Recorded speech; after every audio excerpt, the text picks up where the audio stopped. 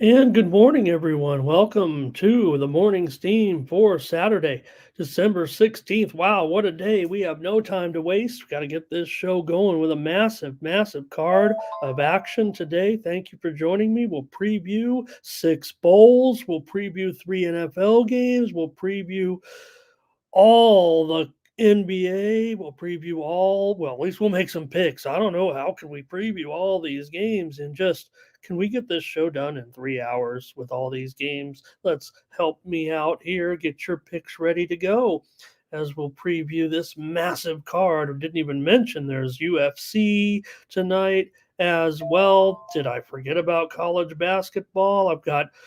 I put six games on the list that are all high profile, kind of nationally televised games. Can we get to that here today? Let's talk about it and have a great day, man. What a card, including these bowl games. Hello to everyone filing in here in the chat. Got a dozen with you right now, so we'll just wait a couple minutes and let some more people stroll in here if they want. NFL to start us off today. Want to say hello to a few people that have come in, and maybe we can recap the card a little bit from last night. There wasn't a whole lot of action, and I didn't like the card too much. Didn't go my way. So I'm ready to smash here on Saturday. But we did bring you a few winners certainly here on the show yesterday with the San Antonio Spurs. How about it ending that losing streak against the Lakers? Yeah, we had them plus the points here, but a great job by the Spurs.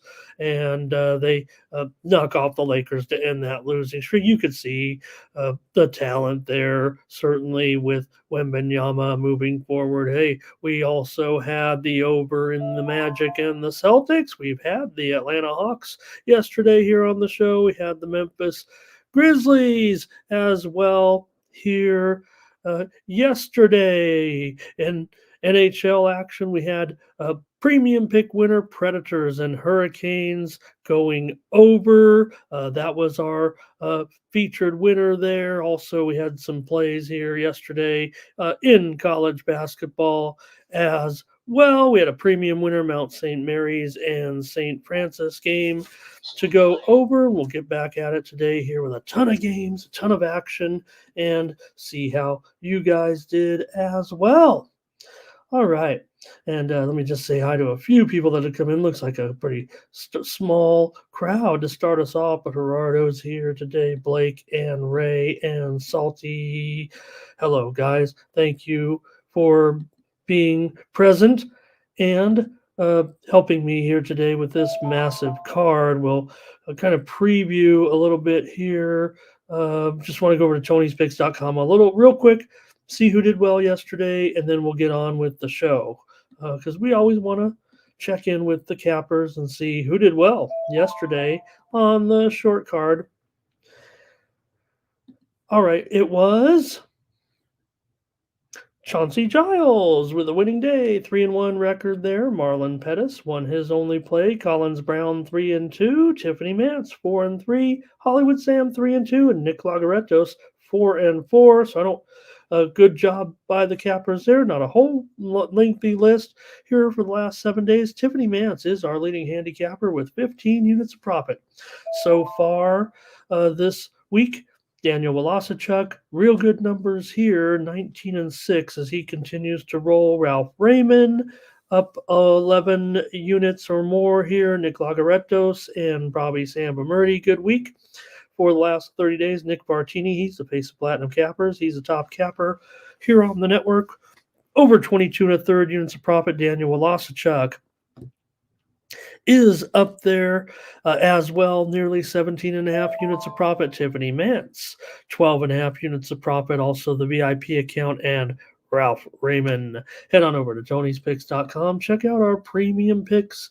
These are our best picks every day at Tony's Picks. Check out the picks from the crew today, 3-packs, 5-packs, and 7-packs from our team of handicappers, including Daniel Wolosichuk, Nick Bartini, Tony T in there, Collins Brown. I'm in there with a Saturday 3-pack, the VIP account, Joseph Schultz, and Ben Ruhala. Hey, why don't you get the day started with me. I'm rolling early with college basketball, also the college bowl game early, and the NFL game in an early three pack. And then I'll come at you with a lot more action today. But pick up this one here, or you get my Bahamas Bowl pick for $15 over there, my discount best bet for the early game. You can check them out over at tonyspicks.com. Maybe grab a 3-day pass with me. I'm going to get it rolling here today with a massive card. I've got plays in every college football game and NFL game, as well as other attractions tonight, including that UFC card, NBA, NHL, and college basketball. Going to see a lot of games, a lot of line moves. Should be able to attack today. Got to attack, got to smash. All right. And thanks a lot, everybody. Appreciate you guys. We're not spending too much time on the commercial here today because we have got to go. Hello to CTG. Want to say hello to D Money. Pleasure to have you, sir, and thank you for saying smash that like. So it seems like you're a regular viewer, maybe getting just a chance to say hi today. Thank you, D. Timmy Two Shoe here. Man, heavy schedule for the show, right? Probably, I hardly went to bed and still probably not, feels like not ready to go with all these games that I want to talk about today. And Poppy's here. Maybe Poppy can pass along some the UFC. He could be our UFC rep because I don't have a preview here. I did do my podcast this week with Poppy's good friend VB. You can check that out on YouTube before the card tonight. But maybe Poppy can pop us something here with the UFC card tonight. Man, a lot of action last night in fighting. I felt like fighting was a featured attraction yesterday. Also, Solo here as well, and Matt D is here as well. All right, we're going to get rolling. We're going to get started and preview all these games, or at least make a pick. Just throw out a pick. I don't want to say it like that. We've got serious picks here. Hopefully. Poppy talking about Jake Paul last night, easy first round knockout. What was it? 2.5 minutes into the fight, Jake Paul knocks out his opponent. Probably saw that one coming. All right. Let's get rolling here with the NFL to start us off today, right? Yeah, the bowls start earlier. We'll get to the preview and then. Like I said, I do have a premium pick, so I do want to start with the NFL as the featured attraction today. It is an attractive bowl slate, certainly, but we get NFL on Saturday now with our 3 games. They originally had 5 games scheduled, knowing that they were going to pick 3 games out of those 5 games, and the other 2 got moved to Sunday. So you probably know what they are by now. And let's get started with the show because we have no time to waste. When we're talking about, here's the thing: every team 7-6 today, pretty much, except for the Detroit Lions, and they're pretty much playing like a 7-6 team at this point. So let's get into it here with the Vikings and the Bengals. Nick Mullins gets the start here for the Vikings. I don't know. Is he the 4th string quarterback now for the Vikings? Vikings have obviously done a pretty decent job to hang on here with their 7-6 record right now. But going in and playing a Bengals team that's pretty hot with a, let's just say, not a 4th. Ow. Whew. Better put my shoes on. A little chilly here in Las Vegas this morning. And look for Browning. He's not a 4th string quarterback, it looks like at this point. He's downright hot, completing 75% of his passes. The Bengals have averaged 34 points over their last 2 games. They're still a pretty strong home team, covering numbers 17-10-2 against the spread in their last 29. The Bengals are 12-3 against the spread in their last 15 games when coming off of a victory. The Vikings are just 4-10 in their last, let's see.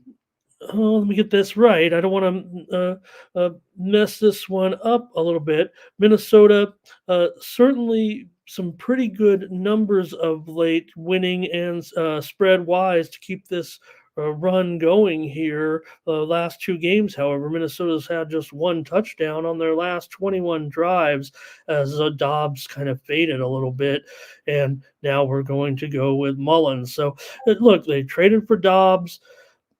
Obviously, the one game wonder. When they acquired him, I think he was what, 2-11, 2-12 straight up, something like that. So, a kind of, uh, I don't want to say,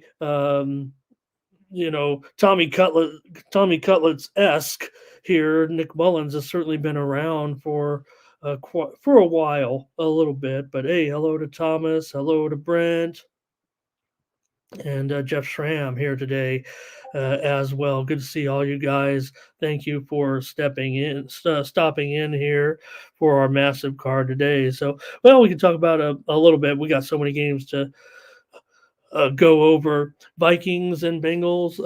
Bengals have gone over in 4 of their last 5 games right now.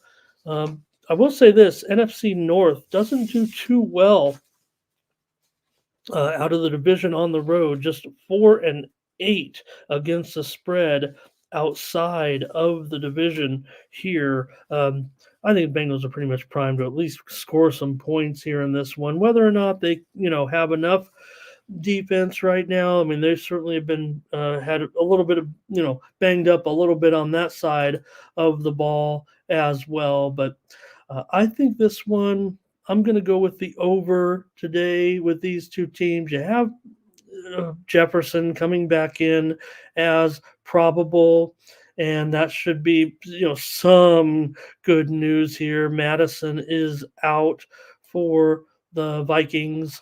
And look, the Bengals are pretty much good to go health wise, offensively, other than Joey B, of course. But still, pretty good situation with most of their skill players set to play today. So let's go over in this one at 40.5. I do see some 41s out there as well. And I've got my play on the side on this one. Check it out over at tonyspicks.com, and I'll take the over. All right, you guys. Hopefully, you guys are ready to go with some picks. I don't see many just yet, but we just have a couple of dozen of you in here right now. Next up on the docket, we'll go to the middle contest here at 4:30 Eastern, 1:30 Pacific, with the Steelers and the Colts. Another pair of 7-6 teams here. Look, say what you will about the Steelers and some of their woes about not outgaining opponents this season, but still a salvaging 7-6 record doesn't matter. All of these AFTs, these games are so important today. You guys actually, aren't they? I mean, with everybody battling right now in the AFC's crazy race with these 7-6 records, the Colts have won 4 of their last 5 games. They have a hot coach of the year candidate in a way. You're probably going to need to be better to win the coach of the year, right? I mean, you see all these coaches with, that could be considered coaches of the year, right? But you're still just 7-6. Just that the Colts are hot right now, no doubt, playing pretty well. You have Uncle Rico going here for the Colts, and MVP Mitch at quarterback here for the Steelers. The Steelers have lost 3 of their last 4 games, averaging what, just 15, 4, 2 touchdowns basically. What have they scored here? 10, 16, 10, 18 points so far. I mean, they fired their offensive coordinator, obviously, had one big game, and then back to kind of, back to normal here a little bit. Steelers are 3-2 on the road against the spread so far this season, the true road, if I'm not mistaken. And the Steelers have always been a pretty good road underdog. They're getting 1.5, maybe even just 1 point here right now in this one with the Colts at home. The fast track, if you will, kind of plays to the offensive side here, even with maybe the Steelers coming in, is what it feels like to me, right? The Colts just seem to give it up at home. They have a pretty weak defense, pretty weak secondary. See them giving up, some big plays. Do the Steelers have that in them? I don't know. I mean, they do have Pickens, who continues to, you know, be emotional out there, and we're seeing the same thing from Johnson. So frustration a little bit for the Steelers, despite that success. We know the offense has struggled with the numbers. Trubisky, we think of MVP Mitch, but the record isn't awful in his career. I mean, straight up anyway. He is just 2-4 with the Steelers. So Steelers 13-8 against the spread last 21 when coming off of a loss. The Colts, however, 38-23-2 against the spread when coming off of a loss. So look, this total has moved up here from a low of maybe 39 and a half as the I don't know if it's necessarily saying the sharps, but uh, the perception might be here that this one is going to go over. So let's see if I can get your plays on it. Then I'll make the call. Gonna keep it rolling here. I see you guys with that other game. Appreciate you guys very, very much. I might have missed it there, but we're gonna keep going. I'm afraid your picks are on record in the chat, no doubt. All right, here's Ziggy. Thank you, Ziggy, for your play today. Steelers here. And talking about some of the factors in this game. Thank you very much. Jeff says the Steelers win this game as a dog today. Maybe the Colts just aren't showing enough playoff potential here in this one. Hello to Gamble here today. Gamble will need your hockey plays here today. I don't know. I mean, I looked at every game. I spent several minutes on every game, pretty much all night last night since I had a light card. But still, you just feel a little bit overwhelmed. All right, New England. Let's see. Last three meetings, I believe, went over the total. Let me see here on that. These two are infrequent opponents playing in conference together. But let me see. Last year, or 24-17. So they played 2 years ago. So let's just talk about that last game. Pittsburgh 24-17 here in Indianapolis. Okay, I get it, I guess.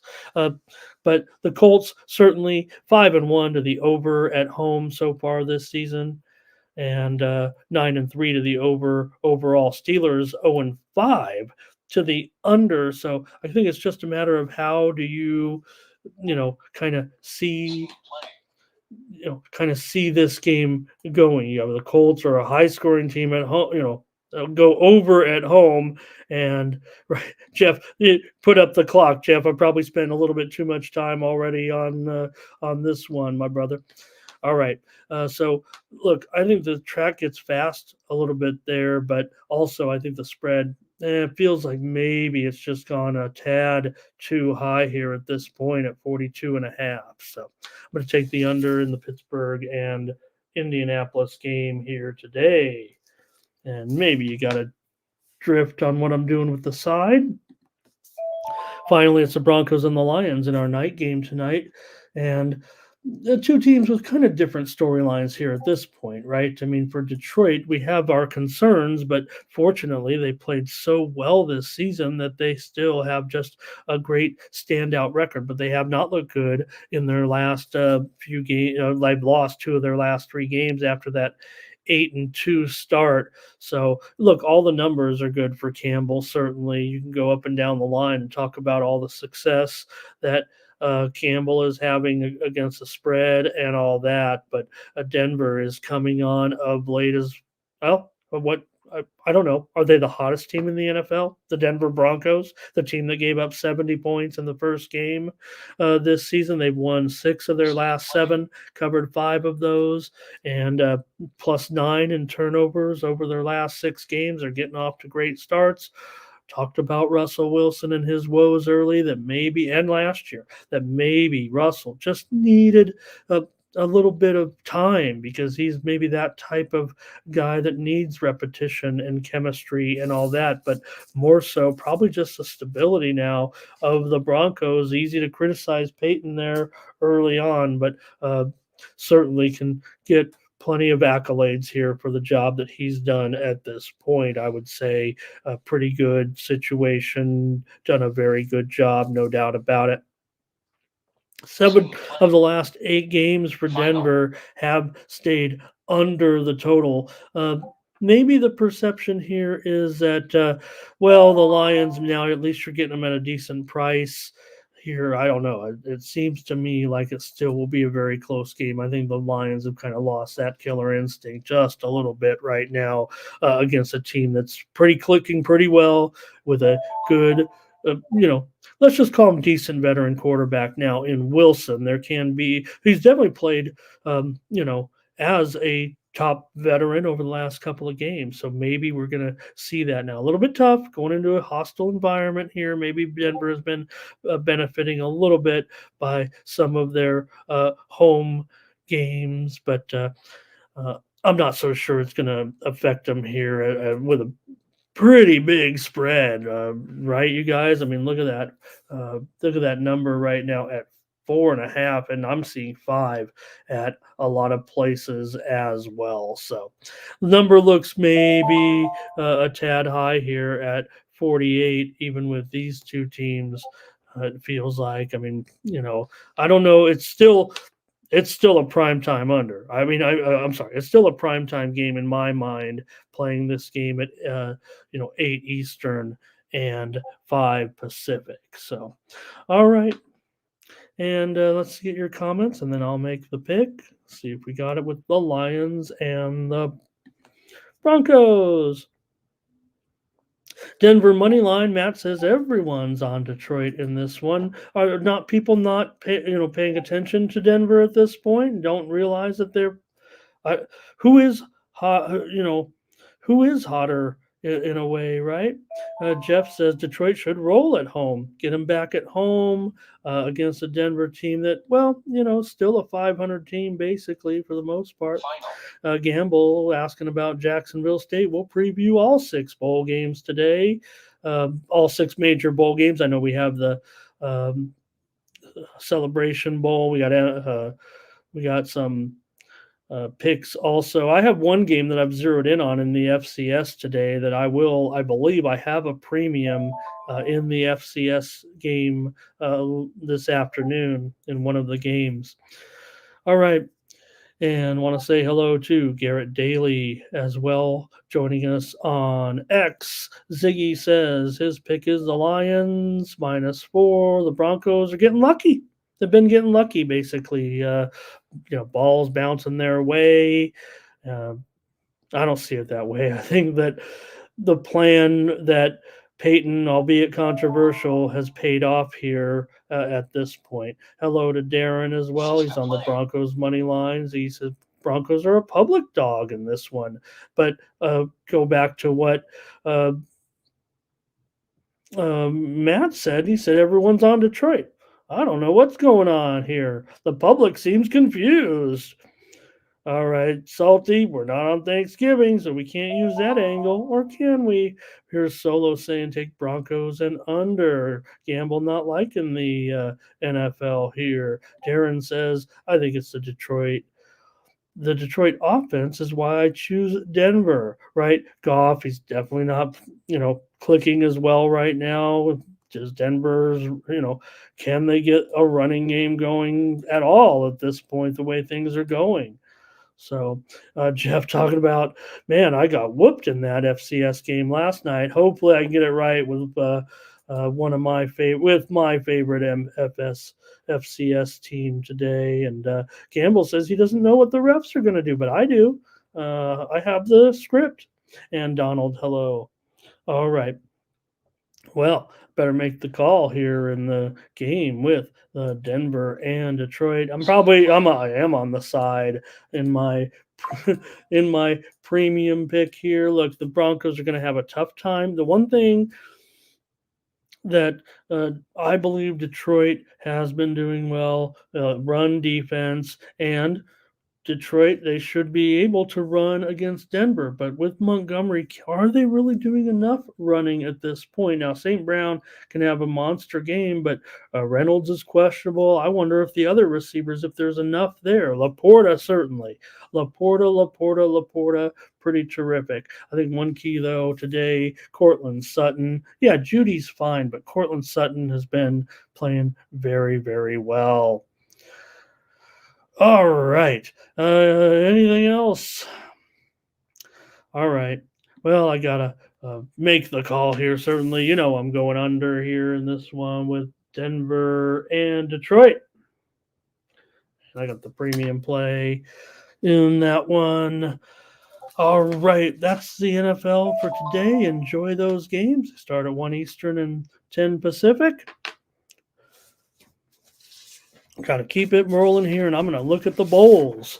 And here's the thing. This one, the first one, is probably going to start before we're even off the air.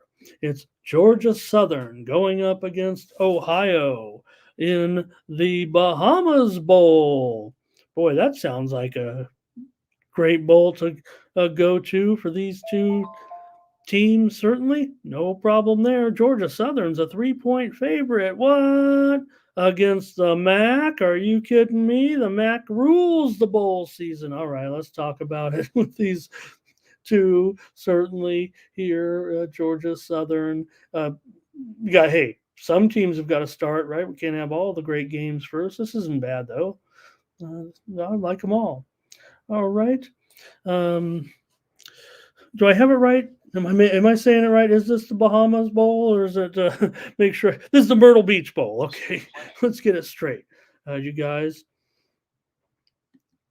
Let me. Get a little. Let me give just 1 second before the college. But I want to take off my jacket now. I'm warm. Turned on the heater to start the show, and now I'm getting hot, hot, hot.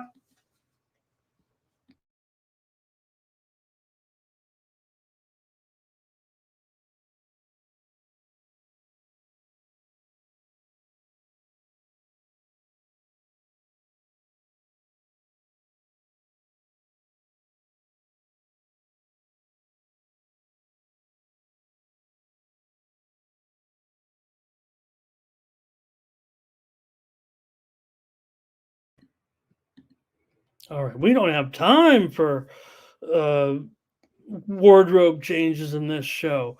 All right, Georgia Southern here going up against Ohio in the Myrtle Beach Bowl. So I make sure I have that right. You got to get your bowls right.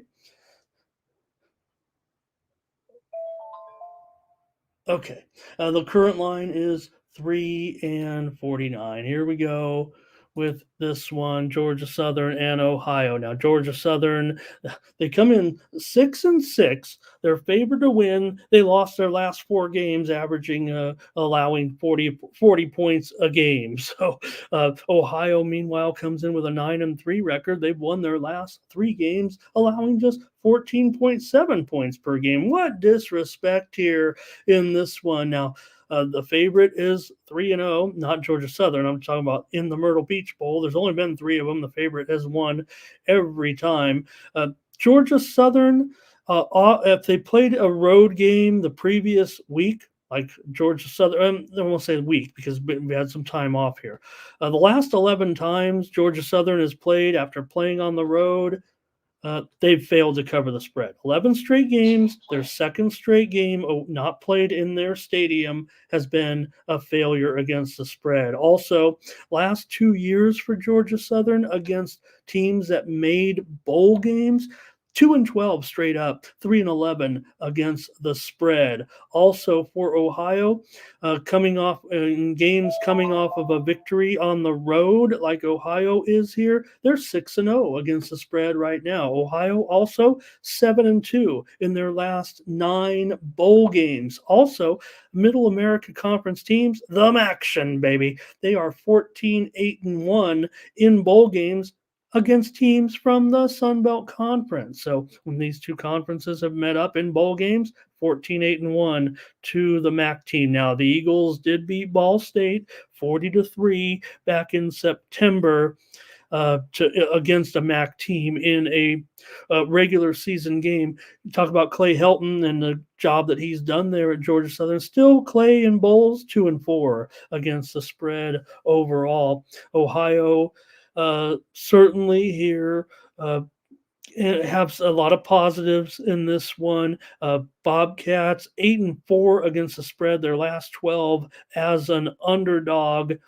And I've got to think that that's probably good enough for Ohio to keep it close anyway. And all those stats. I don't know what you guys want to do with this one, but as far as the total's concerned, this is probably where I'm going to look on the show. Let me see if I have any comments from you guys in this one. Oh yeah, there's definitely plenty of portal news in this one. This will be Parker Navarro going for Ohio.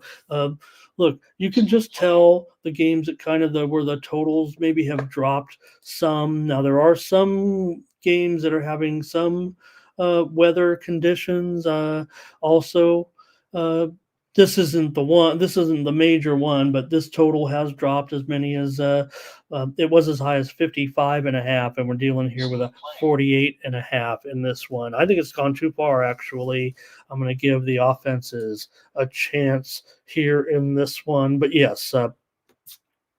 Certainly, Rourke has moved on from this situation. It'll be Parker Navarro in there for Ohio today. Remember, here's the one thing about the Bulls nowadays. We know all about the portal with over 2,000 players already in the portal. The Bulls are now basically the start of the 2024 season. Yeah, there are seniors certainly going to be, in their final game, but no doubt there's enough movement in with players, right? And to those players, hey, be careful what you wish for, right? Maybe for veterans, they can move on and think they've got starting spots, but hey, you're still competing with other athletes. It's tough. I don't know if it sometimes might just be better to stay put. All right, we don't have enough time to talk about this kind of stuff. Give me the over in this one. I think the total has moved. It's relative to the situation, certainly a little bit with the quarterbacking situation with Ohio here. But again, this is an Ohio program that certainly, will have their turnover. All right, let's keep it going. We got bowls, and more bowls. All right. Here we have Jacksonville State. Yay for Jacksonville State. They found their way to a bowl game as well. So the NCAA with their dumb little rules that you got to, wait your turn or whatever it is. They didn't have enough teams to fit all the bowl games, so Jacksonville State gets to be in a bowl game fittingly. Hey, no wonder you didn't have enough games in the bowls because you got dumb rules preventing teams from getting into bowls. All right. Anyways, tough assignment for Jacksonville State. They still gain favoritism here despite going into the Louisiana Superdome, where the Raging Cajuns, they might as well just call this a home game. They don't play their home games there, but they play their bowl game there certainly enough times, it feels like.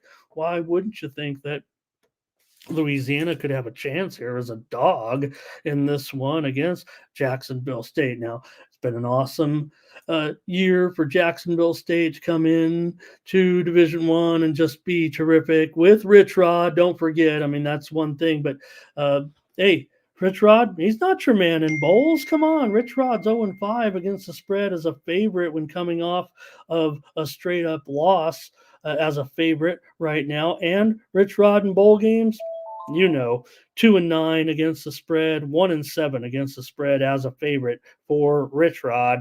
Never good in bowls. Louisiana, they're 5-1 straight up all time here in the Louisiana Bowl.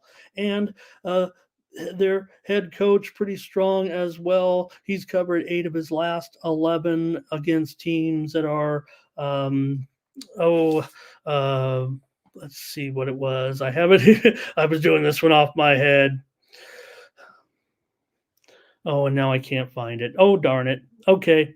Anyways, here for ULL, they've lost 3 of their last 4 after a 5-3 start. But man, it just feels like there's enough momentum here for me. Maybe Louisiana can hang in this one. With the game in the Superdome here. This one's at 2:15 Eastern, 1:15 Pacific. Total's gone down here to 57.5. Let me update it because I'm going to go under in this one with Louisiana and Jacksonville State. Oh, we know Jacksonville State. I mean, they had some doozies, remember, early in the season with some of those scores early on, right? Final. All right. They went 8-2-2 against the spread. I better give Jacksonville State their just due. Louisiana was just 5-7 against the spread, but like I said, feels like they're at home here in this one. Let's see what you guys got here with Louisiana. Oh man, I want to say hello to Broke Window Rello. Appreciate you very much. Nice to have you. I want to say hello to Tim Ray. He's been by before. Don't see him too much in the chat. Maybe he had a chance today. Hello and thank you for your pick on that first game. And Peasy, hello. He'll take Louisiana as well. And feels like Peasy, like we got to do it quick, right? Feels like the line might move. Here's Jeff, though, on Jacksonville State. Lex has got his plays today. I know he's saying Louisiana money line and App State against the spread, but I like the App State anytime touchdown. Thanks, Lex. I know you mean App State spread. Jacksonville here. Hey, Percent Better is joining us today with his bowl plays. Nice to see you. Gamble says he likes Jacksonville State here in this one, putting a lot of emphasis with his plays on, the portal, the transfers and stuff like that, if you will. And a lot of people, Woolridge certainly for Lafayette. He's out, I believe, injured all season, right? So I don't know if I don't have it as a big factor in this one for that with these teams anyway. The way that I'm rating. The way I'm rating the matchup. So maybe we won't spend too much on it. We do have Jacksonville State, obviously their first, bowl game ever. So I don't know how you guys will approach that necessarily, but they've gone over in 3 of their last 4 games has Jacksonville State. All right. I think I've had enough here. And Gamble does not like the Ragin' Cajuns' chances at all, it looks like, in this game. All right. We don't have any time to waste, so I better make the call if you guys are done with your picks. Let me see. Any more? Okay. Gamble says close game close game at first, that they could be running the ball. I don't know if that's a great idea against a team like Jacksonville State, actually.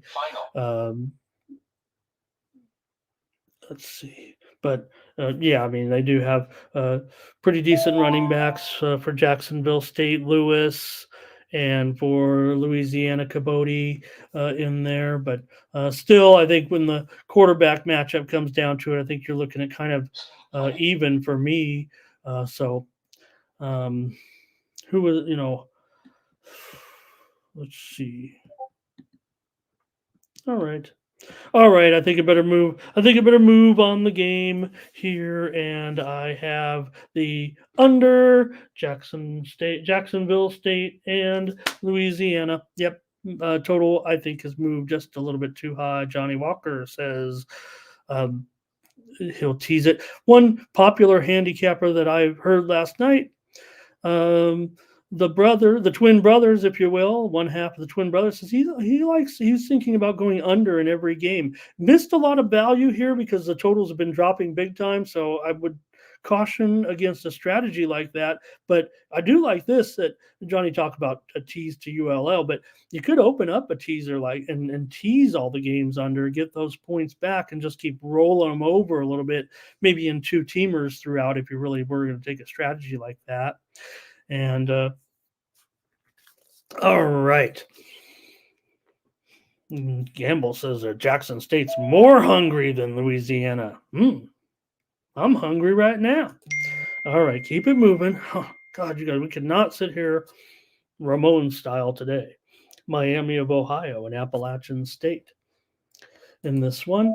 And this is the one we were talking about, right? The storms in Orlando, and the total totally dropping here from as high as 45 down to 41 now. And Appalachian State's a 6.5-point favorite here. Miami of Ohio, they are 6-0 against the spread in their last 6 bowl games. How about that for Miami O? The MAC team's pretty strong in this role. They're 4-0 against the spread when coming off of a dog win in their bowl games.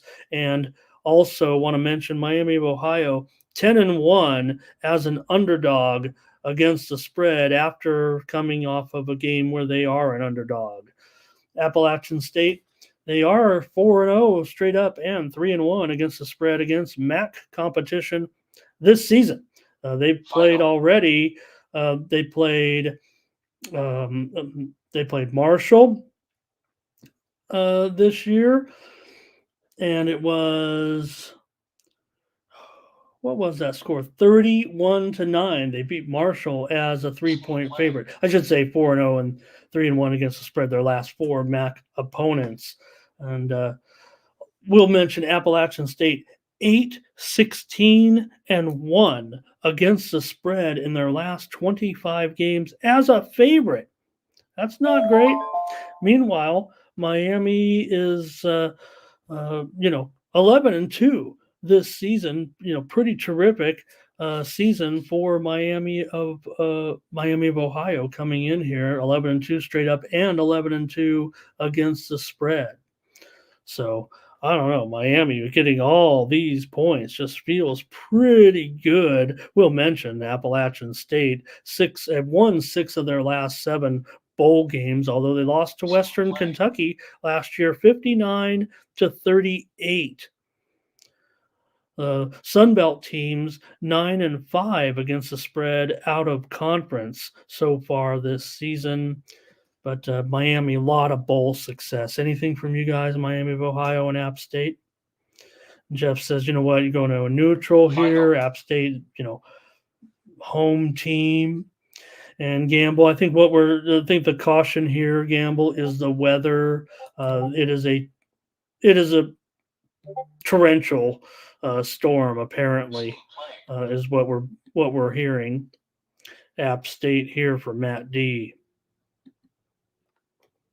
All right. Well, I'll make the call here in this one, and I will actually take this one to sneak over here. Just I feel like maybe it's gone too far. Sometimes in the weather games, it gets a little goofy. In this one, you look at that score that Appalachian State was involved with last year. Johnny says it's bad. Weather's bad, but when you had 97 points in App State's bowl game last season, I'm apt to go over here, even with the weather conditions, and that's what it is. Make no mistake. I believe that this has this line has moved down because of the weather. Not to maybe Miami of Ohio has a pretty good defense too. Don't forget. I mean, they really do stop the run pretty well. They're all around good defense, especially at this level. Promise you that. Still going to go over just because I think the adjustment is too far. It's my free play here. All right, continue with the bowls with New Mexico State. They're listed first on the card here, but they're pretty much feels like a home game here at the New Mexico Bowl. It's in Albuquerque. That's the home of the Lobos, but taking on Fresno State here. Hey, we got our man. Well, we got 2 of our favorite coaches, I would say, but I believe Tedford is actually out of this game with a health issue. So I think that Fresno's without their coach. But when you got Jerry Kill, what does it matter now? It's going to have to lay some points here with New Mexico State and Kill. But you know what? New Mexico State was an underdog in their last game, and they came through pretty good in that one, right? Let me make sure let me make sure of that in the game against Jacksonville, or let's see. Oh, the Liberty, right? The Liberty game where they were getting 10. They were getting 10 points in that game against Liberty in the 49-35 loss. But that was Liberty, and Liberty, of course, had that great season. So New Mexico State 10-4 straight up, 11-3 against the spread in that championship game, certainly. And just note that New Mexico State's 11-0 against the spread as a favorite when they were an underdog in their last game, but they are 1-10 against the spread off of a loss. Versus a team that is coming off of a loss as a favorite. So Kill hasn't been great in bowl games. I understand that. But again, some of that came with his time at Minnesota, where maybe they were in a little bit higher profile bowl games here. This has always been an underdog bowl game, but with New Mexico State at home and Fresno certainly having some interesting issues here. Now, Fresno State's always been a good bowler, 15-5 against the spread in their last 20 bowls. So those are certainly pretty good numbers for Fresno. But they've been outgained by every single opponent that they played this season that is going to a bowl. Fresno State was outgained by all 5 of those opponents. So nearly half their schedule are headed to bowls, and they did not perform well in those games. So New Mexico State 4-0-1 straight up all time in bowl games. All right. For me in this one, I'm going to take the under at 51.5. What do you have in this one, everybody? Nothing. Jeff says, what does Jeff say here? He says, Fresno State can't stop the run. You got Diego Pavia, who is in this game, by the way. I mean, he'll have, he might have the best numbers of all the quarterbacks today. I would, maybe not that Cal game. We'll get to it in just a little bit, but says Fresno State cannot stop the run. There's, there's a little bit of argument. I will say this: New Mexico State has trouble stopping the run too, don't they? For the most part, but I don't know. No need to run. Pavia, you got Pavia in there. The receivers are fine. Look at this, Johnny Walker. He says he'll pass, even though he's a Fresno State fan. He'll be rooting for his Bulldogs. And here's Dwight on Fresno. I'll take the under in this one. Is it 51.5? That's even up to 52. All right, let's keep it going here with more bowl action today. UCLA and Boise State in the Rob Gronkowski Los Angeles Bowl. I think that's the unofficial name of it. Gronk is like the sponsor. This was the Jimmy Kimmel Bowl for a couple of years, but, well, I guess Jimmy moved on, and here's Gronk. He's going to sing the national anthem. I hope he does it right. You don't want to be Roseanne out there and embarrass yourself in this one. So we'll see. I have a feeling that Gronk will just keep it pretty straight and just try to do the best he can and probably do an okay job considering he's not a professional singer. All right. So what are you going to do here with the Bruins? They'll have Ethan Garbers in there at quarterback. Well, we've seen Garbers certainly, a little bit. We saw him in the USC game throw for 3 touchdowns and 155 yards, and UCLA won that game. And we also saw him in there quite a bit against Colorado with 269 yards passing and 2 touchdowns. And, also against Stanford. So when Garbers has been in there, numbers have been, pretty good. We even saw him in that last game a little bit against Cal as well. So for Boise State, they will be going with C.J. Tiller in there. Look, prospects are decent here for Tiller, but probably need to see a little bit of action from him. But still, you got a Fresno team or a Boise team for me that just, I don't know, they feel like this is still right up their alley. For the Bruins, look, the Pac-12 for all that great season and all that, it's still the Pac-12, right? And here's the thing: the Pac-12, when heading into bowl games against teams that won their last bowl game, they're 2-25 against the spread. All Pac-12 bowl teams that are coming, that are playing a team in their bowl game coming off a win, they're 2-25 against the spread. That's not it's not necessarily even a small sample size. I mean, 20, 25 years. That's only like about 3, 4, 5 years of sample, because a lot of teams come in off of wins when they're coming into bowl games. More than half of them, for sure. I don't have the complete breakdown of the teams, but just want to also add they are 0-15 against Pac-12 teams. 0-15 against the spread. Their last 15 games, their last 15 bowl games, when coming off of a straight up and spread loss. And let's see, that would be in that game against Cal, 33-7. Yeah, remember they got blown out. So just a lot of negative stats here. Boise 7-3 against the spread in their last 10 bowl games. They have not fared well against the Pac-12, no doubt. 3-9 against the spread in their last 12 games. But look, UCLA's got a great rushing defense, no doubt. I mean, one of the best in the country, if not, the best. But when they get into the red zone, they can't score, it feels like to me. So is that even going to change necessarily against even a Boise State team here? All right. So for me in this one, I'm going to end up here on the under, of course, after giving out that statistic. That's the way I was heading anyways. But, Boise's been an over team this year, no doubt. 8-3 to the over so far this season. But UCLA, they're a dead solid under all season long. Every game went under except for one. Which game was that? The Oregon State game, which went to 60 points on a total of 54.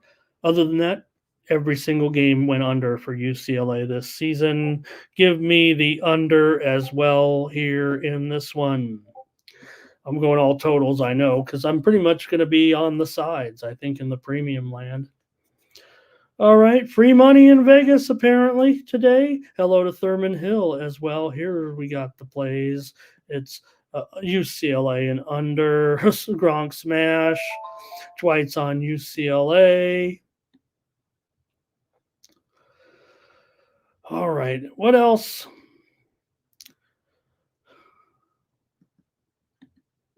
All right, we'll leave it at that. I'll take the under. Looks like I've got some good comments in there. And finally, Cal and Texas Tech in this one. And wow, that total of 58 now, huh? Is it going even high? Wow. See it. Yeah, 58, 57.5. Texas Tech about a 3.5 point favorite in this one. This one is the Independence Bowl in Shreveport. This is, look at all these bowls today. I mean, we got finally a bowl that's been around for a while.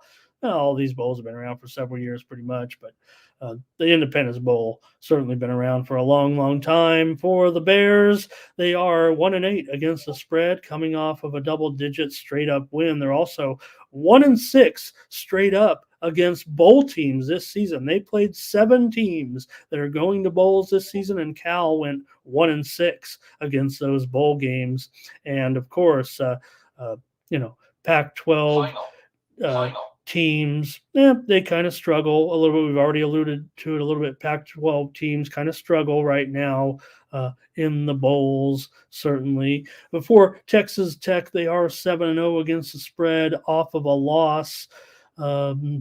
Coming in off of a loss when they were an underdog. Texas Tech just 4-8 against the spread in their last 12 bowl games, but only 8 Power 5 teams have won consecutive bowl games over the last 2 seasons. Texas Tech is one of those teams. So I'm going to be getting involved here, I believe, with Texas Tech. I got to give out a side if I'm going total in every game.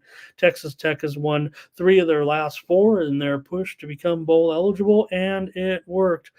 Great job here. Talk about teams that can't stop the run. That would be Texas Tech, no doubt about it.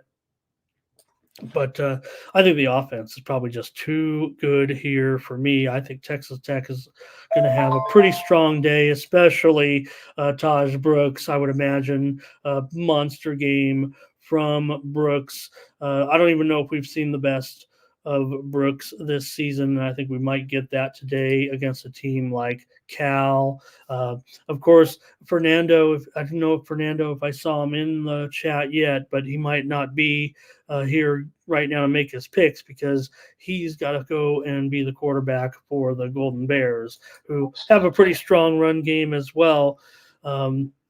With Jaden Ott. Certainly he's had some nice performances this season. 153 yards against SC, 167 yards against Washington State, and 165 yards against ASU. So 2 good running backs, certainly, but I think it'll be a lot of offense here from both teams. We'll see some passing as well. Hello to Biggie today. Looks like nothing from you guys here. My premium is going to be on the total, and I'll take Texas Tech here. I've got to lay 3.5. Laying under a field goal, maybe I can get involved with Texas Tech as a premium, but I like Tech here to roll. Cal, their running back depth is a little bit off today. If there's an injury at all to Ott or anything, they could be in trouble there. Not going to look at it necessarily like that. But they do have a pretty strong tight end game. Want to watch for Jack Endries here. Just 2 touchdowns on the season, but I would try to sneak him in there for an anytime touchdown today, given the situation. Matt says he will go under in the Cal and Texas Tech. Those are the bowls. Enjoy them today. There's a few other games, as I mentioned. Let me see. They do have the Celebration Bowl with the HBCUs today with Howard and Florida A&M here. That one is at noon Eastern. I'm going to give you a pick right now in this. I'm going to give you the side and the total in the Howard game right now. This is the Celebration Bowl between the HBCU schools. Howard versus Florida A&M, and I've got Howard to win this one.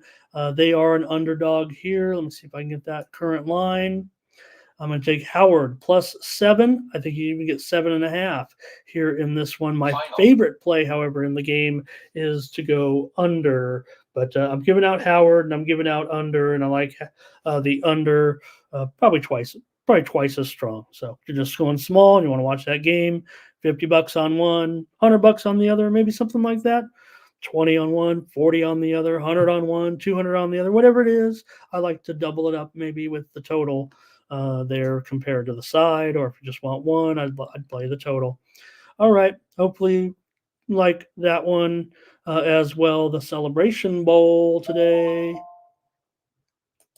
And like I said, I will mention I do have one play today in the FCS playoffs. Today's FCS game is North Dakota State and Montana for the right to advance. We saw last night South Dakota State with their monster 59-0 victory. Today, two of my favorites, North Dakota State and Montana. I got a premium play in that one. Will be coming at you on the site.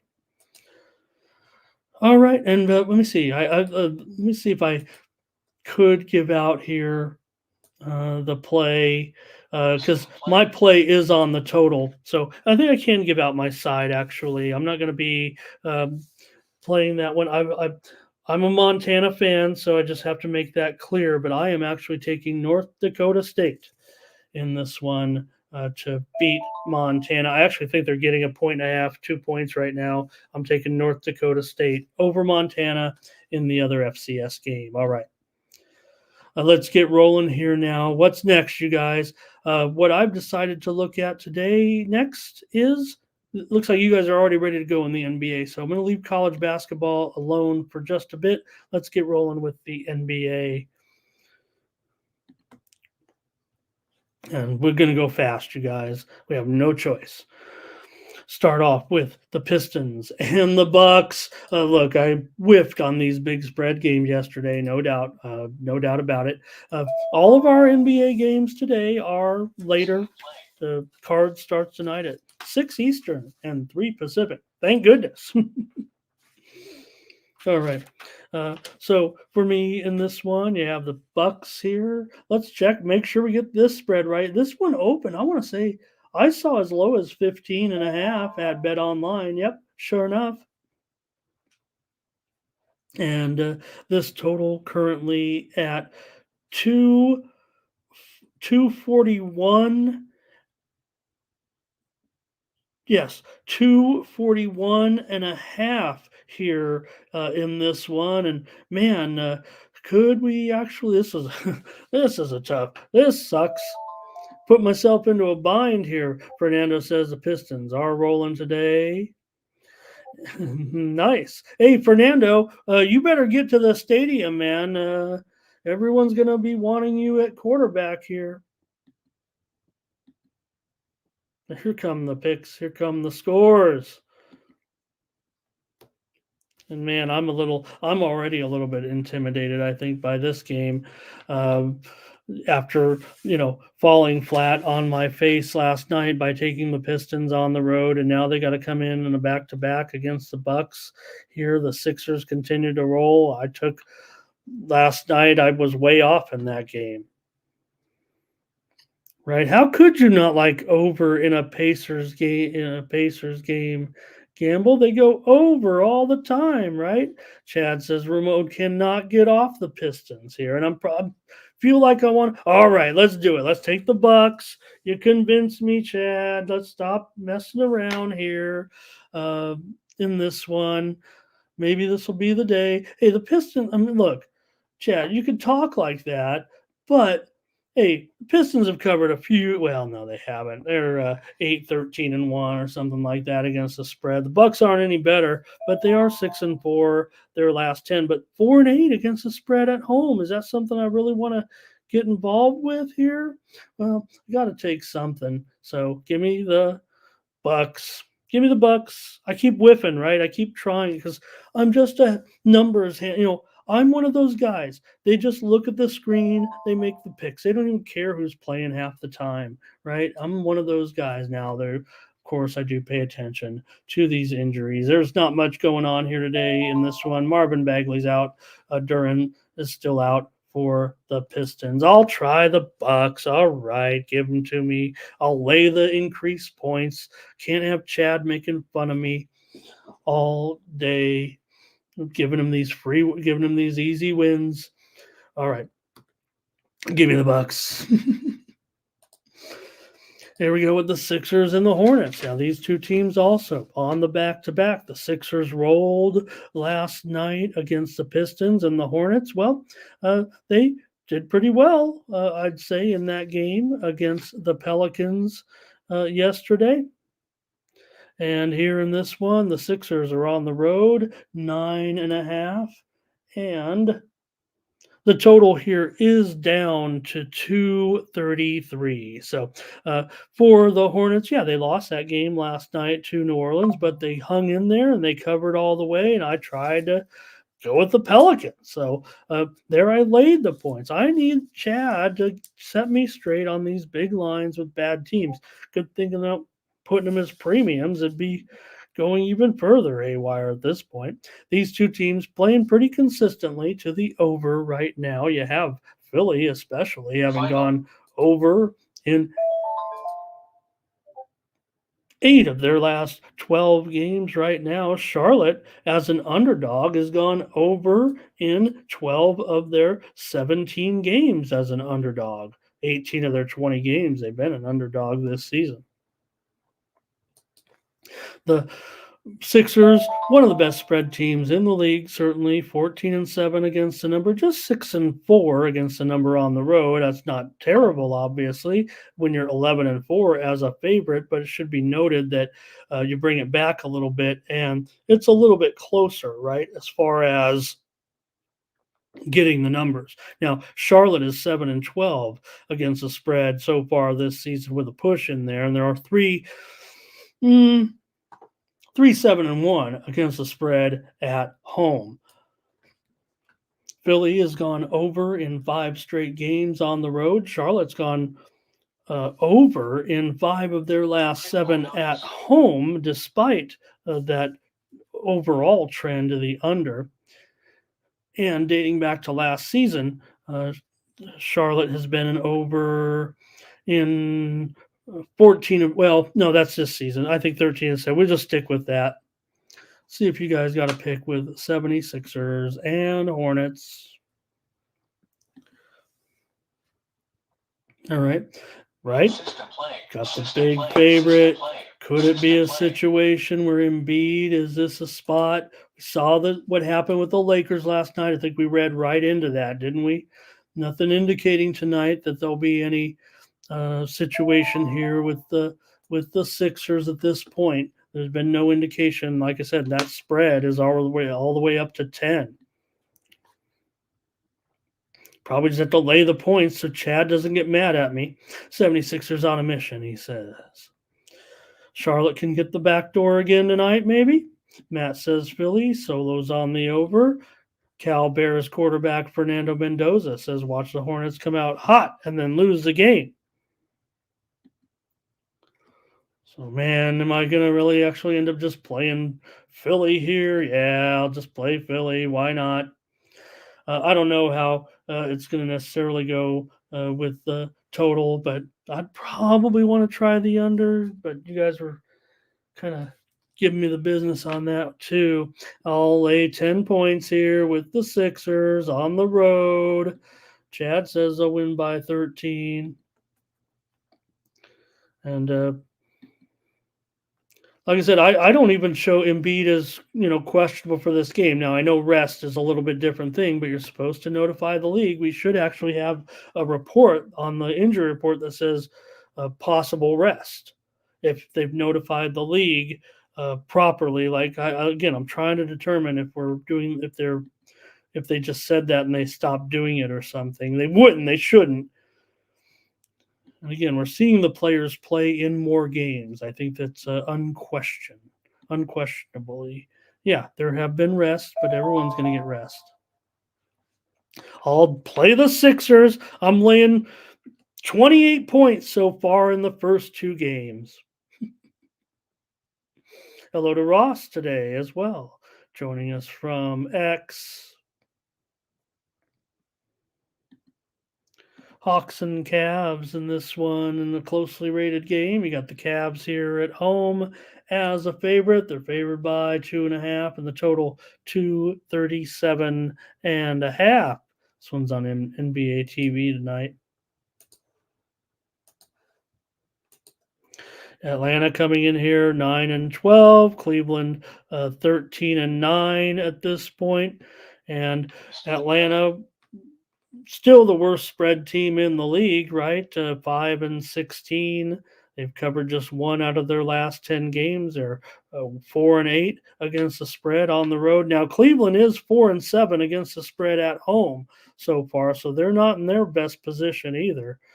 Lex is laughing at the system plays coming in. Chad's on the Cavs, and Ray's on the Cavs, Matt's on the Cavs, everybody's on the Cavs, it feels like, in this one. And why wouldn't you be with some of these numbers the way they are? But I don't know. It feels like a flat spot to me. I probably might take Atlanta here on the show. Brent's got an upset. I want to go with an upset. And we've seen bad news for one of my favorite players. Certainly came down yesterday, and it looks like we're going to see that Evan Mobley is going to have knee surgery. Not a well, like Bill Walton said, it's only minor surgery when it's on somebody else. It is going to have his knee cleaned up a little bit here. And Chad will take that challenge. He'll take the Cavs every time. It sounds like I might pivot on this one though. I just put it in pocket because I think I like the under in this one today at 240. Kind of hard to argue the total with the way some of these games are going. Brent says just move on. This game's not great. And here is Fernando with the over. But I'll do it, Chad. I can't let you down. I'll take the Hawks here in an upset today. I want to try an upset in this one. Just read you a bunch of numbers that said Atlanta, is not covering any spreads right now. But like I said, Cleveland at home, just 4-7. All right. And like I said, as far as the total, feel pretty good about it. Look, Atlanta's been a kind of an over team, right? This year, 12-8-1 to the over, 5-6-1 to the under it on the road. Okay. We've got to keep these moving here with the Bulls and the Heat. And in this one, you got the Heat favored by 5, total 217.5. Are the low totals going under? Yeah, it feels like it. Even I got toasted yesterday trying to go. What game was it? Oh, the Rockies and the Grizzlies. I tried to go over in that one.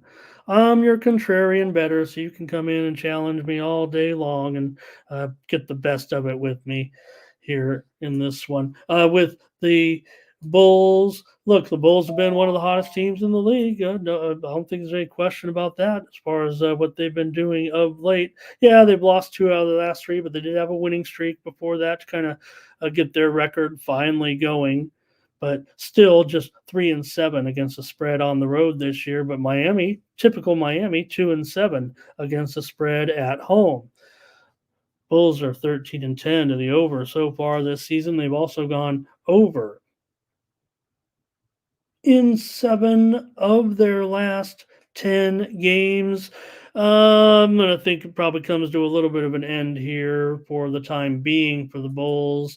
I know the Heat is really, really bad, but they have won 16 of the last 24 meetings against this Bulls team, and the Bulls are just 2-8 straight up on the road. Maybe they can hang in there and get the number, but I'm going to try the Heat here today at -5.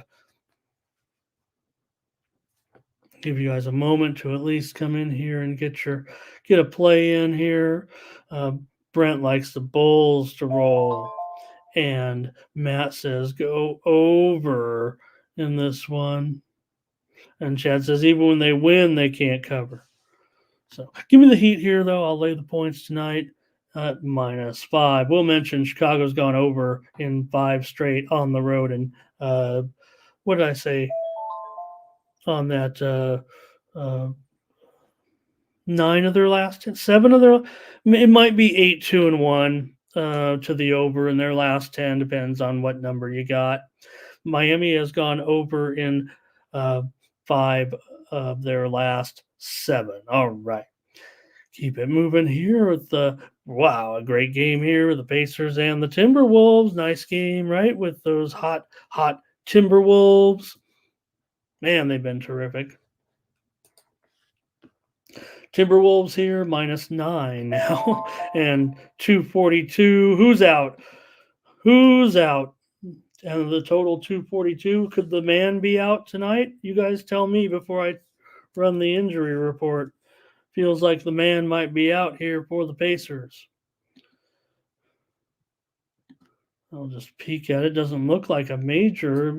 Could be that the Pacers certainly, coming off their incredible run right now, and the game yesterday against the Wizards. Maybe that have actually moved the needle a little bit? Like, is it all over for the Pacers all of a sudden just because you have one bad game against the Washington Wizards and the Wizards finally ended their miserable streak? So you're going to put the Pacers down all of a sudden because they only scored 123 points? They've actually lost 3 of their last 4 games right now. And maybe the more legitimate news about this point spread move. I don't know. It's not making sense to me.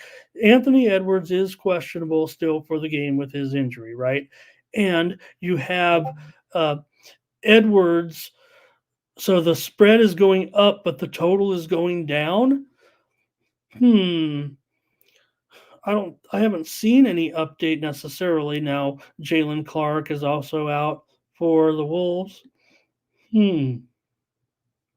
No, I don't see that as the case, Jeff. I just see the spread going up to 9, so I immediately said, "Wow." I don't think of the Pacers as now. I know the Wolves are great. I mean, come on, right? Fernando here says he wants to go under. Here's Solo. This could be for this game. It could be for the last game, but it looks like we're in the Wolves here. So, and Brent says, yeah, maybe. Maybe so. Do you guys have anything on Halliburton? Because I don't have any necessarily. I'm gonna check a secondary injury report here. Maybe just a little bit of concern that the line is pretty high. I'll probably end up just taking the Pacers because if I can't figure it out, it must just be. Okay, Peasy says, yeah. Peasy says, yeah. Maybe he does. Maybe he will miss in this one. Let's see what it says here. Yeah, it could be a game time decision here with Halliburton. Still a very strong team, and you still have Edwards, who I don't think there's any indication, that Edwards is necessarily. Yeah, he is a tough player, but he's definitely listed as questionable here, and it's not an injury that we saw. It was a re-injury, right? Because he missed one game, and then was not playing well at all in that game, right? He was 3 for 19 when he left, wasn't he? For 9 points when he left was it early third quarter or was it even before that? Am I reading this right? Yeah, he was 3 for 19, 35 minutes and 9 points in that game against Dallas. And that is, of course, after missing 3 of the previous 5 games. So give me Indiana here, plus these 9 points at this point. Look, I'll just take my chances here at this number and go from there. And I'm interested in I might be interested in the over no matter what. You talk about the Pacers and all those overs. We don't have to rehash the stats. I mean, they've gone over in 16 of their last 21 games and all that. And it doesn't matter who's in there. It doesn't feel like to me, right? Halliburton, Edwards, it's all about the pace, all about the game. And if the total is going to continue to go down, maybe that's where we want to go. We'll mention Minnesota. Great defense, right? You do have the huge contrast here in this one. Minnesota certainly tops in defense. So big contrast here. I don't know how you want to play it, but the total has dropped considerably from 246 down to 242. Give me Indiana tonight. Nets and Warriors. And the Warriors are favored. Let me mark this here, 3.5. We saw now, so Green, we still don't have the parameters of what the requirements are going to be for Green, but now that we've talked, it does look like there'll be some type of anger management situation for Green moving forward, is what it feels like. Dennis Smith here is questionable. DFS is probable in this one. System play. For the Nets here on this trip, I mean, they come in still pretty strong at 12-9. The Warriors, with their record, so call it what it is. They are under 500 at this point. Brooklyn 13-11, and the Warriors 10-14 right now. Let's kind of get it right with these two. So for the Warriors right now, as a favorite, I might tend to trust them more in this spot. Uh-oh. Let me see. Might have missed something on that injury. Nope, I'm on this game. Just want to take a look back at that last game real quick. Okay. For me here, Brooklyn and Golden State, maybe I'm not so sure what's going to happen on the side at this point. My early feel was maybe it would be the Warriors, but I'm going to go to the comments right away and start to get a feel. Fernando's on the Warriors here. Chad says, I'm not laying points with the Warriors with everything they've got going on. Okay. Nets to roll for Chad. Hello to Judah Norwood joining us from X. Nice to have Judah here. Appreciate you very much. And for me, look, Golden State, they've been trending over, certainly, of late, having gone over in 3 straight games against the Clippers, against the Suns, against OKC, but they are on a losing streak right now, having lost all of those 3 games on the road. Nets for Ray. I'm going over as my play. I feel like this is going to be a freemium here for me. I'm not sure on the side, and I was kind of saving this one maybe, but with so many games today, I'm going strong here at 235.5. Give me the over with the Nets and the Warriors. Brooklyn's not an overwhelming over team necessarily. In fact, the last 2 games on this road trip, the game against Denver went under. Yeah, went under. And the game against Phoenix went under. But I'm going to take the over tonight.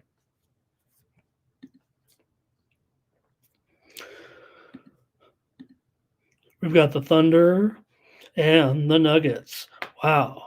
Here's a good, interesting one, right? Because you got the Thunder. We all love the Thunder. We're still making money with the Thunder, and we're not letting up, it feels like, to a certain extent. Now, Denver, we know that they can have some pretty strong defense, but look at this total. It's already gone up maybe even to 237 right now, which certainly is interesting. I mean, the Nuggets are 9-14 to the under so far this season. And the Thunder here are, 11-9-1 to the over. But of course, I want to take the Thunder here. I'm sure we're all going to be in unanimous. I can't be that contrarian guy in this one because the Nuggets are 8-14-1 against the spread so far this season. They are 5-4-1 against the spread at home. Should make note of that. But OKC, one of the top spread teams in the league, 14-6-1 to the number so far, and 7-2-1 to the number on the road, 8-4 to the number as a 6-2 to the number as a dog. Chad says can't go against Denver at home. Probably thinking just not enough points to make him interested in that. Denver's 3-6-1 against a number in their last 10. It just feels like the Thunder's a team you make money with, and the Nuggets are a team that burns the money. They win but don't cover because they're favored by too many. Now, could it be that maybe in this one that the spread has come down enough? I don't know. Thunder's too good for that. They're not. It's not like the. Here's the thing. It's not like the Thunder in the past where, they were growing a little bit as a team, getting better as a team, but they were still not great as a team. Here, they're playing what, like 667 ball or something like that, right? They're 15-8 overall, basically game and a half behind the Nuggets. So, pretty terrific job. Let's take the Thunder here in this one. Mavs and Blazers. The Mavericks come in with a 15-9 record this season. The Blazers just 6-17. But yeah, Blazers starting to play a little better. Let's just give them a little bit of credit. Maybe some of that has to do, with the return of some key players that were out. I think we kind of got caught up in some of their ineffectiveness, but remember they've had some guys down and injured. Simons missed plenty of games, and we know how good that young talent. I need a sip of water here. Time out.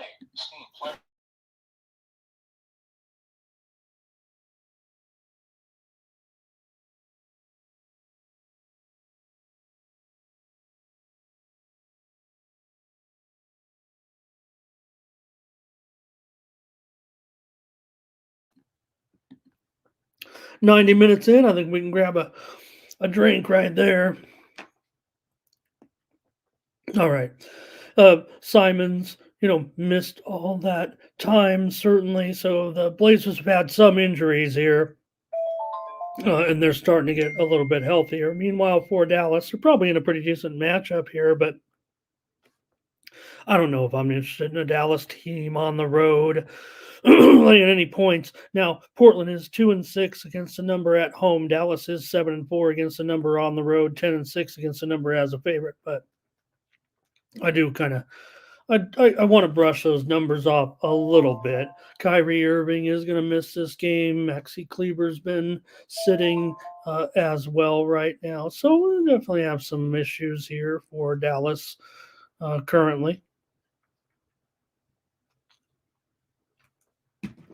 All right. Let me take a look here. I think I have the play, but let me get your comments on this one. Thank you for bearing with me there. Yep. I think I'm doing all right here. And here's Chad. He says he likes Dallas in this one, and Fernando is going to go over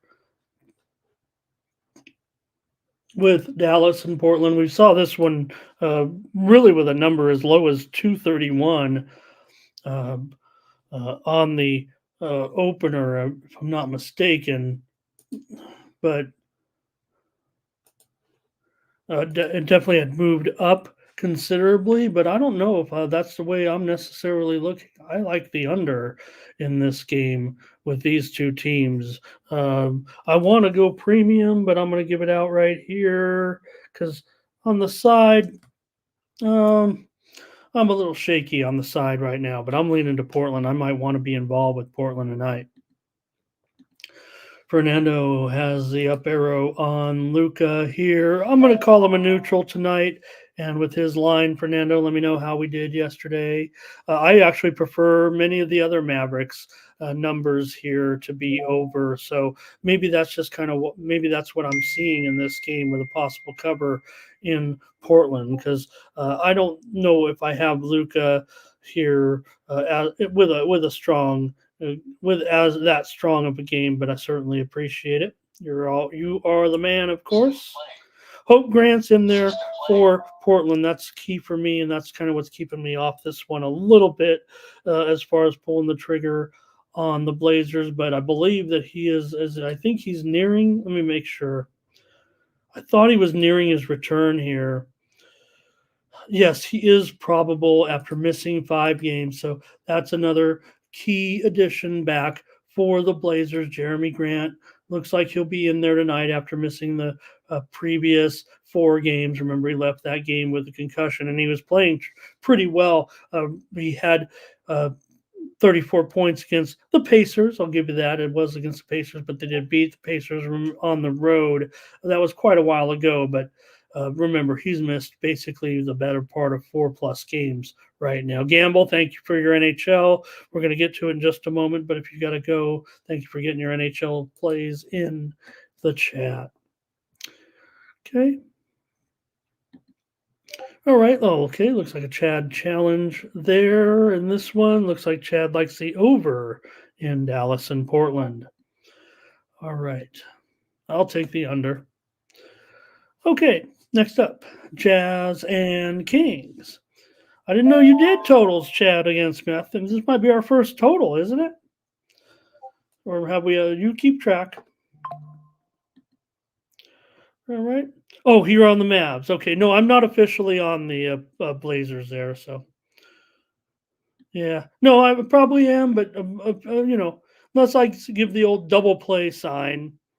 Again, I want Grant is a player like, I come on here making some plays, and of course, I'm going to make the plays against the spread on the show and try to judge the uh, players. And I do, I'm showing Grant as probable. That's good news for in my book. So, okay, Chad, let's do it. I'll take the Blazers. Give you another challenge here. I'll take the Blazers tonight. I'm on, I'm pro Blazers at this point. I'm not. I want to kind of take advantage a little bit. If it doesn't happen tonight, let me.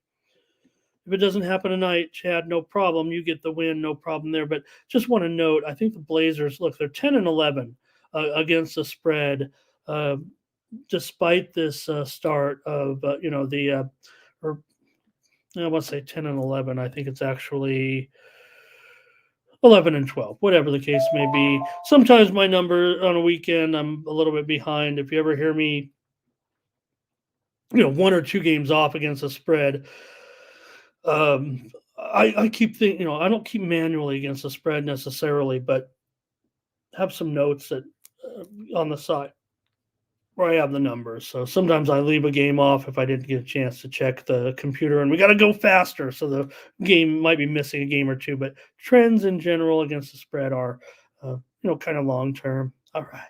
Thanks, Chad. What a great contributor you've been to this show. Here's the Jazz and the Kings tonight.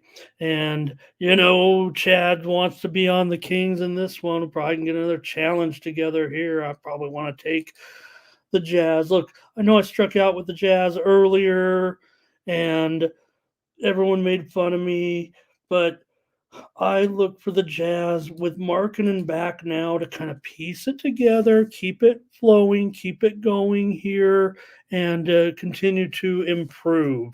Look, I know they're bad, poor record so far this season, but they've won and covered two straight now, including the win against the Blazers on the road 2 nights ago, and they beat the Knickerbockers too. Don't forget to have a little 2 game winning streak, and we're getting double digits here. Pretty sure I feel like I want to be on the Utah Jazz here in this one, especially if it ends up being a high scoring game like this. Total at 239, 240. I'm sure it's going to be a high scoring game, don't you guys think, with the Jazz and the Kings?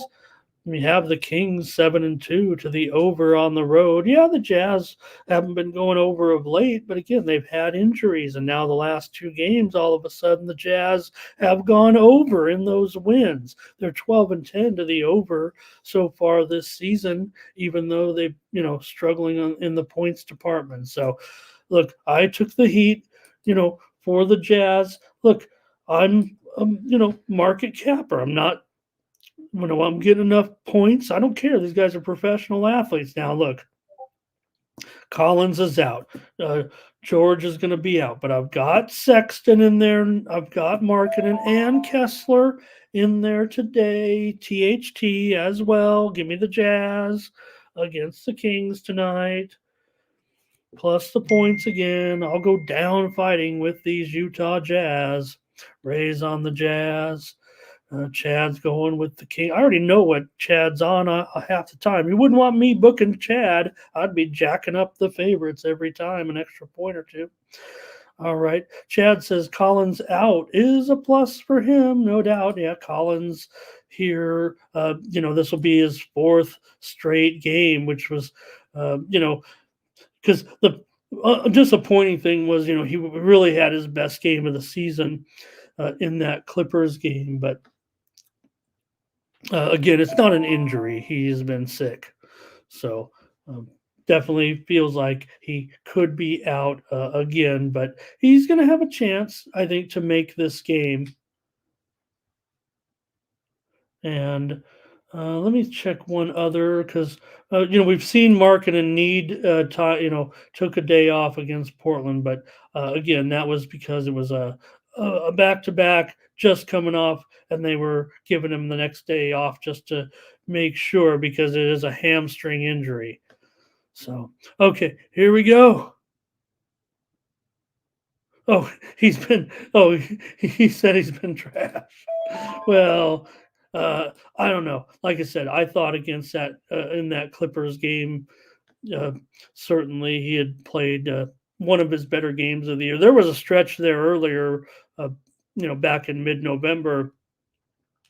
Collins was playing pretty darn well, and then had kind of been tailing off before that monster game. But poor guy's been under the weather here. Okay, got to finish this up. Let's get it going. I think we're making pretty good time, but we definitely got to finish this up and get to the hockey. Here's a huge card. You're going to get plays, plays, and plays. Knicks, Clippers in this one, with the Clippers a big 5.5 point favorite here against the Knicks. The Knicks coming off that back-to-back situation last night. What a performance for Brunson, a career effort, really. Once Beal went down, that was the go sign, it seemed like, for Brunson in that game, and a monster performance for Brunson last night. He hit the 50 burger, 50 points, 17 of 23 shooting, 9 assists, 6 rebounds, 5 steals. Jalen Brunson, great game, his best game of the season. Of his career, I'm pretty sure, right? It seems like a great job for Brunson. Maybe a little bit of a hangover here, possibly against the Clippers tonight. Anybody?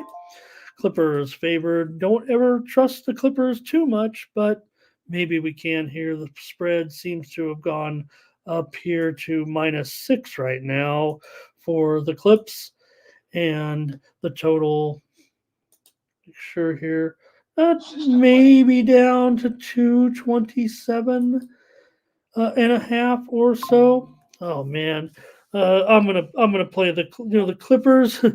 uh, it feels like a team you don't necessarily want to trust against the spread, especially with the Knicks having playing pretty well, 7-5 against the spread on the road. Clippers 5-5 against the spread at home. Man, the spread has gone up here. Are we seeing some information on the injury report? Let me take a look. Paul George, yeah, certainly going to be questionable still with that groin injury, but the way the spread is moving, to me, that's the indicator uh, that I expect maybe Paul George to be able to play in this one if that spread is going to continue to go up. I mean, he's coming off, he got injured in that Sacramento game, but he had a pretty great game against the Blazers with 20 points, 8 rebounds, and 8 assists. So you always have, Norman Powell to kind of pick up the slack a little bit. Still going to be a little bit of a tough matchup here, but I'm probably just going to take the Clippers. I don't know about this total for me, and um, yeah, I just better take the Clippers. I don't know about the total. It seems on from my perspective here. All right, Chad. I was teasing you about always taking the favorites. Raise on it with the Clippers. Chad can only consider the Clippers here with the Knicks off the back to back. Look, they did a pretty fine job in that game. You know, Beal leaving was one thing, and you don't want to see that, right? I mean, that was the hard part about that is seeing him leave with a sprained ankle. So just sucks, you come back from one injury. The guy's been snake bit this season. So just another setback for him that we'll see. Sprained ankle, you know how it goes. Get some comfort from a loved one, and then you just have to rest and wait. You know what I mean, guys. All right. Here's and gals. Jeff says, Julius Rand. Oh yeah, well, no doubt. But we're no doubt Randall uh, certainly in a pretty good spot here, even against Kawhi. I think he can at least manage his numbers here, probably maybe get to his regular numbers again. And the great thing about it, he's been coming off those strong games. The game against Utah just massive. Really, 4 of the last 6 games for Randall just been monster games, in my opinion. The game against Toronto, 20 points, 10 rebounds, 9 assists. A game against Milwaukee, 41 points, 6 rebounds, 5 assists. That game against Toronto, 34 points on 14 of 21. Been real strong, no doubt about it. Here's an undercall, another undercall. Chad, thank you for your action today. I'll try the Clippers tonight on the back-to-back. Or going against the Knicks, we're on a back-to-back. Thank you, everybody. That's NBA. Here's NBA, and here is hockey. More big hockey card. Can we do this in 30 minutes? Let's try it. Less stats, more picks. So that's what we do here on the Tony's Picks YouTube channel, is give out live free sports picks 7 days a week. I'm here with you at 9 a.m. Eastern, 6 Pacific every day, getting you ready for the sports betting card. Your first look at the sports betting action live on YouTube. There are a lot of great videos out there that are taped, but not many of the talking heads come on as early as I do and try to get you that latest information. A little bit tough today with all the games, but hopefully we can break some news here. System play. It'll get you all that delicious steam in the Discord. Join me in the Discord. You get plays from Gerardo, Fernando, our soccer team in there. We're also starting to delve in. I think what we're doing here, guys, before we get to the hockey here, is we are going to create, even if we can't cover it on the show, right? The show's mainstream. We're going to cover the big sports. You know I love the other sports. You see I'm watching some soccer matches right now. Saw the conversation a little about Eurobasket. So in our Discord, I think we can be the most diverse community here at Teams Team, because I am one that does not shy away from those. Even if I don't even put premium plays in on those, I love those other sports, international football, especially, my affinity for Mexican League soccer. And so if you guys want to do that, we've got Gerardo and Fernando, Peasy. I want to see Peasy in there with his European baskets and stuff like that. So maybe we can have our Discord be that one where people go to get the best picks from handicappers in those other sports that you just don't see as much. We need one gathering place, and this feels like we can be it with me and my support of it. Don't get me wrong, I'm firing. Hey, the reason why we're not probably too many games for me in those other sports. All right. And out of this one, let's see, percent better. Handball, cricket, you better believe it. I am big on cricket. Table tennis, not so much. So I think out of those 3, cricket for me. For sure, actually. All right. My favorite league, I think. I mean, of course, I love the international. I love the ODIs. Certainly, I love T20. Certainly, the Big Bash League is probably my favorite league, because that's kind of like you play the game in just 2 or 3 hours. And of course, my favorite cricket team. I'm just stalling for time here as I get the stats ready in NHL, guys. Don't think I'm just going off on a tangent here. My favorite cricket team is, of course, the West Indies. All right, even though they're no good anymore, but that's my favorite. Hey, that's like the North American team, right? U.S. Eagles aren't any good. None of the teams are any good. But you root for the West Indies. If you're an American cricket fan, you root for the West Indies. Everybody, come on, think of all the greats. Think of Gale and how awesome he was. All right. And they're still the same type of team, even if they're not any good. They could be better. Okay, let's get it rolling here in hockey tonight. We got to go with these plays because we got some college basketball. There are 6 nice games in basketball. Please have your picks ready. I am just about finally ready to go with the Canucks here and the Wild. I'm sorry, you guys. We're just going to be rolling plays here. Probably not a lot of time.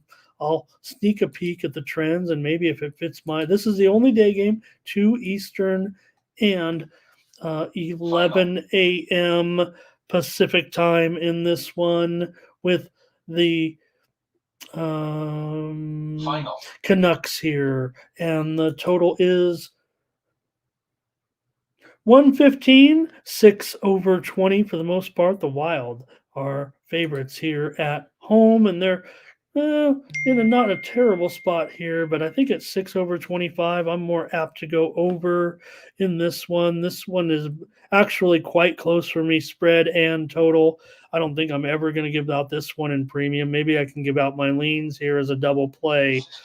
The way I'm feeling, I better just stick with the total. I like this one to go over. You have Vancouver 9-3-2 to the over on the road this season. And Minnesota, they've been going under of late. They've definitely had some lower scoring games of late. 3-2, the win over Calgary 2 nights ago. They beat Seattle before that 3-0.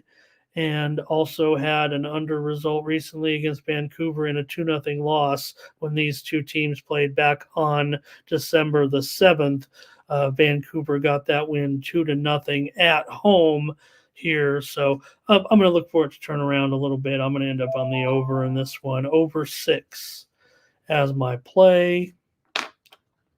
But this is probably my least favorite game here.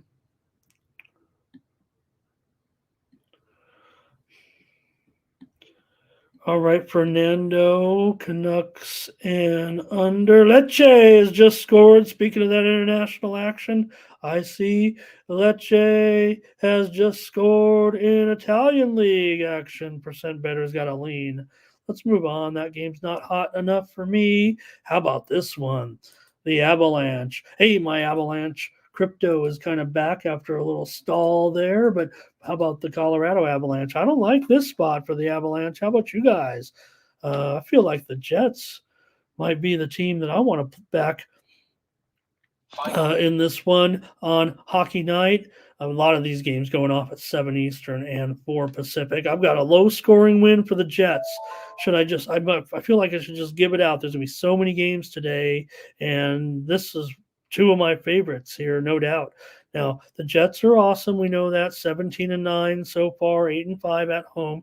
Colorado's good, too. There's no doubt about it. And let me make sure – let me have the goalies up here a little bit and make sure – we haven't done as great of a job still on making sure we keep the goalies straight. Yeah, I've got a German league on and an Italian league game on right now.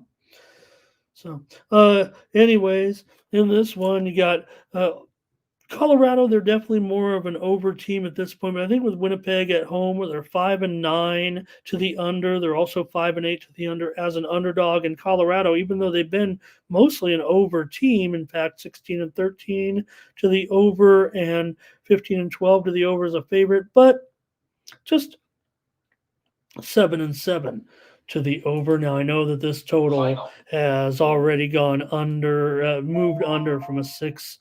There were some 6.5s out there. Still looks pretty strong to me, but probably not going to make the premium list because mostly the line is 7. So, or 6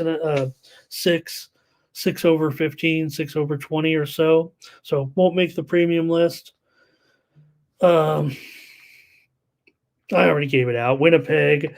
I kind of wanted to maybe Winnipeg premium, but there's so many good football games today. And we know Colorado still pretty strong, especially when you look at Winnipeg won the first matchup 9 days ago, 4-2 at Colorado. So take note of that. Give me Winnipeg. Give me the under. I think I like Winnipeg better. Percent better says it's gone too high. Yeah, in fact, I'd actually buy it up if I couldn't get the 6.5 as my general line. I would definitely look to buy it up. I think 6.5 is probably going to be under at least minus 130 or 135 right now. And percent better says, dang it, just missed it. So, uh, and Fernando says, Jet, woo, woo, woo. I can almost remember their funny faces. Jet. And I'd sing, but it's too early. System playing. But I thought the major was a lady. So take the Jets here in this one against the Avalanche, and at least I'm doing it, and I'm also going to go under. I'll buy it up 6.5 under 30, 35, 40, whatever it is. I do want to be involved with the under, even if I have to pay a little juice today in this one. That's the way I'm feeling pretty strong about the type of game I'm expecting between these two. All right, my Montreal Canadiens will be taking on the Islanders in this one, and oops. And I don't like the chances for my Canadians here tonight. I'm happy with everything still for Montreal, even though they've definitely given some back here uh, over the last few weeks, certainly, but still pretty decent hanging out there close to 500. Islanders, what can you say? They've been pretty terrific.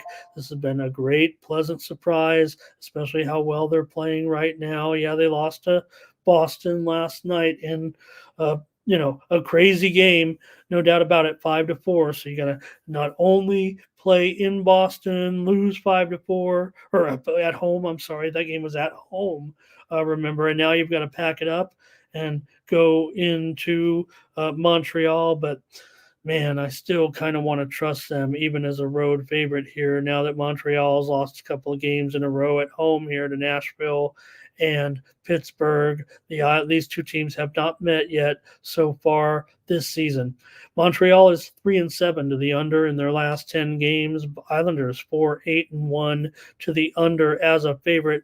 I don't know if I have anything really yet here on the total, but I'm going to take the Islanders tonight against my Habs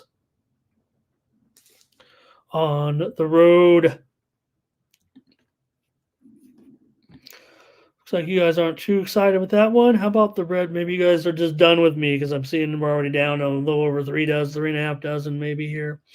But it's going to be a long day. I know you guys want to get started. So here's the Red Wings coming in here against the Flyers in this one. This is one I definitely want to check the goaltending if we have anything yet.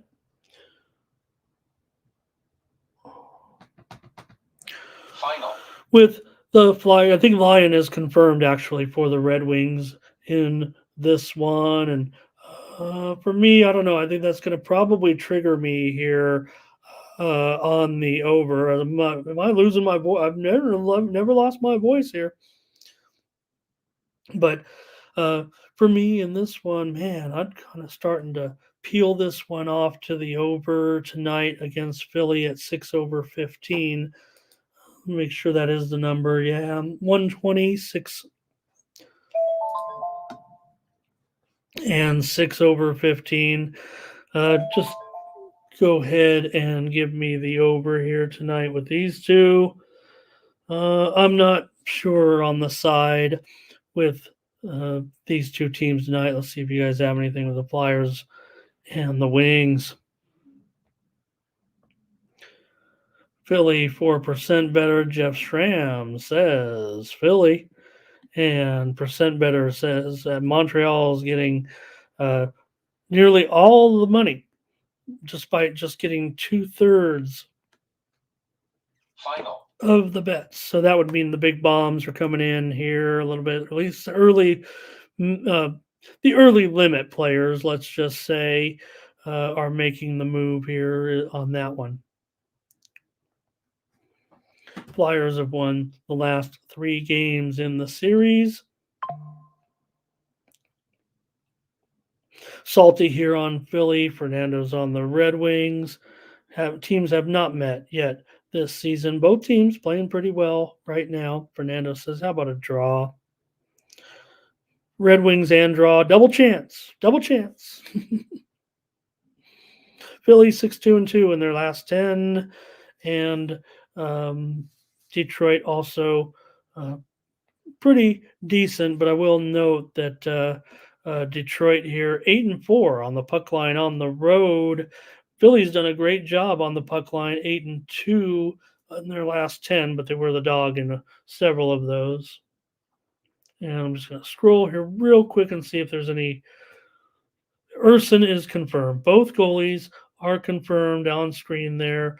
Alex Lyon and Sam Urson here in this one. So Urson makes his third consecutive start as Hart has continued to miss with an illness. Back in just a few years ago when a guy got sick, would postpone the game for 3 days. All right, Lyon will get the start tonight.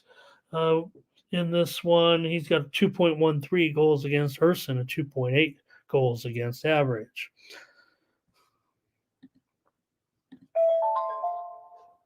Devils and Blue Jackets here. Of course, the Devils are going to be a big favorite here on the road, up to 225 or so right now. That doesn't feel too comfortable against, the monsters of the puck line, the Columbus Blue Jackets.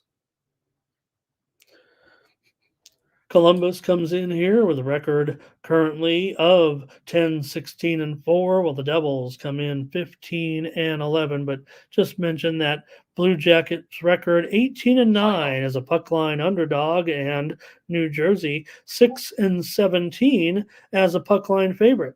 You equate that to where the puck line is actually, sitting in this game at Columbus just minus $1.35. It should be easy to see what you could do with this game if you play those numbers a little bit, right? I mean, Columbus 18-9, that's 67%. You know how to equate that into a money line. That's well above $1.35. That's $2. And the same for New Jersey at 6-17. Winning percentage just over 35%. That's not great either. So for me, if anything, it just feels like a spot where you could try to take the Blue Jackets on the puck line again. It seems like it's been very, very good to us in the underdog role. So go ahead and give them to me in this one. I imagine that there could be some goals scored in this game. I would think it's going to go. In fact, let's do it. I'm going to go over. I'm going to play both. I'm going to give a double play. First double play of the show, Columbus and over here in this one. Percent better here is on the Devils. And Jeff says, give me the Columbus puck line and the over. Gamble with a lean here to the over. And Salty has Columbus puck line and over, and he'll parlay the two. Here's the Penguins going up against the Leafs in a good matchup here with Yari and Samsonov in the goal, but neither goalie confirmed just yet. We have Toronto $1.35, 6.5 over 30 now. I'm showing this one definitely moving higher. I don't know if it's I'm totally sold on it here, but man, the Sharps to me appear to be clearly on Pittsburgh here as a dog, and the over is what it looks like to me right now. And I might be right behind him. Let's see. In this one currently, Pittsburgh coming in right now with a record of 13-12-2 against Toronto, just playing good once again, playing great. No other way to get around it right now. Yeah, they play a lot of ties. I know you guys are pretty hot on some of these teams and their draws at this point. I mean, the Maple Leafs have right now, I think, as many as anybody here. I think at this point with those regulation draws. And could this be a team that they're interested in like that? Because Toronto's 4-10 against the puck line. They haven't been that good. 4-10 against the puck line at home. I mean, they're favored almost every time. They're 6-18 as a puck line favorite. That's not very good. For Pittsburgh, meanwhile, coming in with 7-6 marks straight up on the road. There's definitely steam coming in right now on the Pittsburgh Penguins here currently. I'm showing $1.23 currently at Circa, $1.25 Bet Online, $1.35 at Bovada. There's no doubt there is either a frog in my throat or steam coming in on Pittsburgh. Let's take Pittsburgh tonight.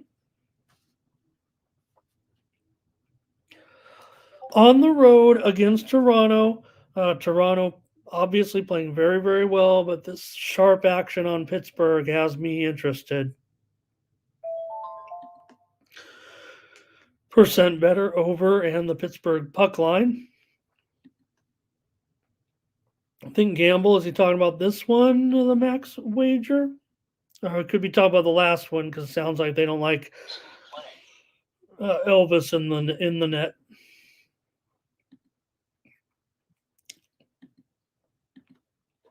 Feels like we got to keep this show moving right now.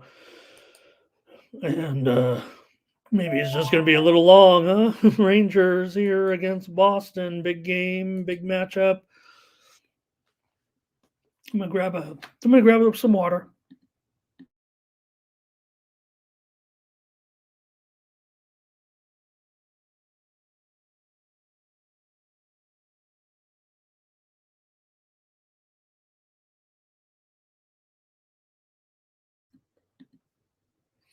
All right, thank you, folks, on that. That feel good. Rangers here against Boston. I like the Rangers probably in this spot. The widely reported steam did come in on the under in this game. I think I buy it, but it has driven this one, if I'm not mistaken, considerably lower here now, with the total now down to 5.5 at most spots. Got to change the graphic at least on this one. Even if we don't have enough time on many of them that have moved a few cents, there's no doubt this one has moved to 5.5, over 20, maybe even 5.5, under 15. Feels like we've missed the boat completely here. So I like the under. I don't know about what you guys think in this one, but I just have a feeling for me. I want to take the under with Shesterkin in there and Swayman. Make sure that's who we're dealing with here in goal. I think that is. And neither goalie is confirmed at this point, but got the. Let me see. What was it? Okay, got the Bruins coming in, of course, off that game. I mean, there was a 3-2 decision yesterday with that thriller for Boston. Or 5 to, what was it?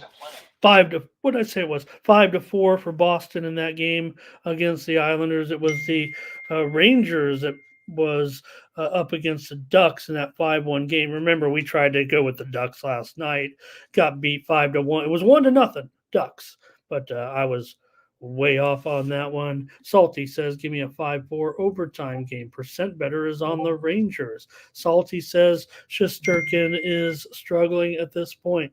Here's the Bruins at home for Ray. Great picks, you guys, on this one.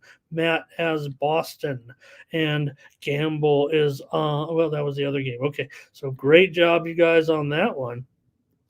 Oh, Salty was just reciting the game for me yesterday. Thanks. Funny, I just said it like 5 minutes earlier, right? Not even that. So I'll just say like 3 minutes earlier. Just too many games for me, I guess, here. All right, give me the Rangers here tonight. And I'll take the under as well. Like I said, we're dealing with a 5.5 here now. I'm going to try the Rangers on the road. Washington and Nashville. Nashville played certainly last night in that game against Carolina. We had the over in that one, and what a wild one it was yesterday. I almost want to trust Nashville again here at home against a team like the Caps coming in. Like I said, we've been on the Caps here quite a bit. I think we got to be pretty pleased with our support of them. I mean, they are 14-8-2 after all right now, and Uh, Nashville comes in with a 17-13 record after that 6-5 victory at Carolina last night in overtime. And for Nashville, that was their third straight victory currently right now. They probably can win this one tonight, I would think. I don't know about the total here. In fact, it might even be lower than that at 6.5 under 25. Let's see. Yeah, 6 over now. This total's been moving lower. And I don't even know for myself which way I want to go on that. But I'm going to take Nashville as my play. The widely reported steam came in on the under to drive this one under 6.5. But right now, I'm not so sure. Yeah, Nashville's played a bunch of unders before last night's game, but after all, they are coming in off the back to back. It's Washington that's been the massive under team so far this season. I mean, they're 9-18 or 9-16-1 to the under. Nashville's 8-11 to the under at home, and also 4-12 to the under. Let's see, as a favorite, 4-12 to the under as a favorite for Nashville. So some conflicting information there. That almost could put me on an under here, but let's go ahead and take the Predators even on the back to back here tonight. They're going for their fourth in a row. Thanks, Campbell, for keeping me updated. Maybe I can just put on the game here. Put on the game here in this one. In Ohio getting ready to score. Thanks a lot for that. Uh, just to mention it as the game is underway here for the last, just kicking off here, right? First drive or so, is it? But we are on Ohio as our premium play. I see. Thank you. I just peeked. Thank you to those that subscribed to our pick on the game. So Ohio moves to the favorite here. Do they get it in the end zone? I'm just putting it on now. Got to leave my soccer match here a little bit. So, but we are on Ohio plus 3 points as our premium play. We gave out the over here on the show as our free play in the Myrtle Beach Bowl. Okay, thank you. They're at the one. All right, I'm trying to tune in here. I don't want to take up too much time, but I do want to see how we're doing in a premium play as we get the day started. So maybe sometime still, if you can consider if you want. Like I said, I took him as a dog. It was my premium play, and my bowl record was pretty good last year. You can check it out. I don't think we have it separated, but you'll if you were with us. So okay, hopefully they'll be getting in here on that blue turf in Coastal. All right, keep it going. Got to go. Stars and Blues in this one. Stars on the road here, $1.40 favorite at the Blues. We've certainly had our support for the Blues here and there, but not today. I'm going to be on Dallas in this one on the road. Dallas comes in with a record here of 17-8-2. St. Louis are just 500 so far this season, and I want to take the Stars here. They're going to keep him out of the end zone, you guys. What the heck is going on out there? Anyways, in the series here, the Stars usually have dominated this series. They have played twice this year. The Blues won the first one at Dallas, 4-0. Dallas came back and won a week later at home, 2-1. But I'm going to hold them to a field goal, you guys. Shouldn't have turned it on. Jinxed me. Give me the Stars here tonight. Stars have won 2 straight. They beat Ottawa. They beat Detroit. Yeah, St. Louis got the win over Ottawa in that game 2 nights ago. We did have them to snap a 4-game losing streak that the Blues were a 5-game, I think, right? They were on a losing streak. Nonetheless, we'll take the Stars here tonight. Sabres and Coyotes in this one. You got the Coyotes. Yeah, we love our Coyotes at home with Veg Milka in the goal here tonight. They're favored $1.30. He is confirmed in goal for Arizona. And, well, I probably want to be on. I feel like I want to be on Arizona tonight here in this one.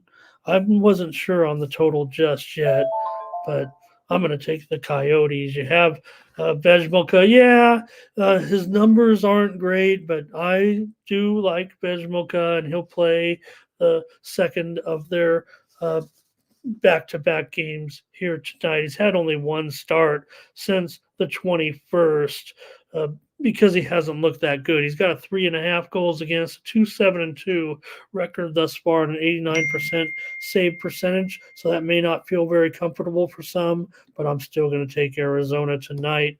And Gamble, I think he loves the total. Is it this one, Gamble, that you love the over? All right, let me put that down. Want to make sure Sabres and Coyotes, you like the total over in this one. I'm not sure for myself right now, but I'm going to take Arizona at home. Thank you, Gamble. You do love this one to go over. So maybe I could talk about it just a little bit with the Coyotes. They are 16-3 to 16-13 to the over this season. No doubt about it. He is trying to fade that Buffalo situation or not. Fade that Buffalo situation. Salty says the total's too high right here. I mean, here's the thing, right? Buffalo is on a massive run of unders right now. Sure, they went over in the game against Vegas, but it was their first total to go over, I think, in 11 games right now. They're 13-18 to the under overall. And also, as an underdog, they are 11. They're a 50-50 proposition, I guess. But no doubt they are in a massive run of unders right now uh, for Buffalo. So I'll take Arizona though tonight. Panthers, Oilers here in this one. Bobrovsky and Skinner tonight. And for me, the why they reported steam came in on the under. I get it. You know what we say about those sharps? They just play numbers, kind of like I do. Sometimes you guys cut me some slack on that. Um, I'm not always going to stick to my ratings. You just can't do that in this game. You're not. I don't. I believe. Uh, like I said, if you have one team rated higher than every other team, and even say strong enough to clear most home ice advantages, for example, do you really have the best teams in the NHL? Going 70-10 or something like that? Probably not. So for me in this one, though, I'm going to be on the over. I don't like the move by the Sharps here, and on the side, I'm not quite sure yet. So just give me the over here. I'm going to fade that steam and getting a pretty good number. I'm sure I can get a decent 6.5 here at this. I'll take over 7.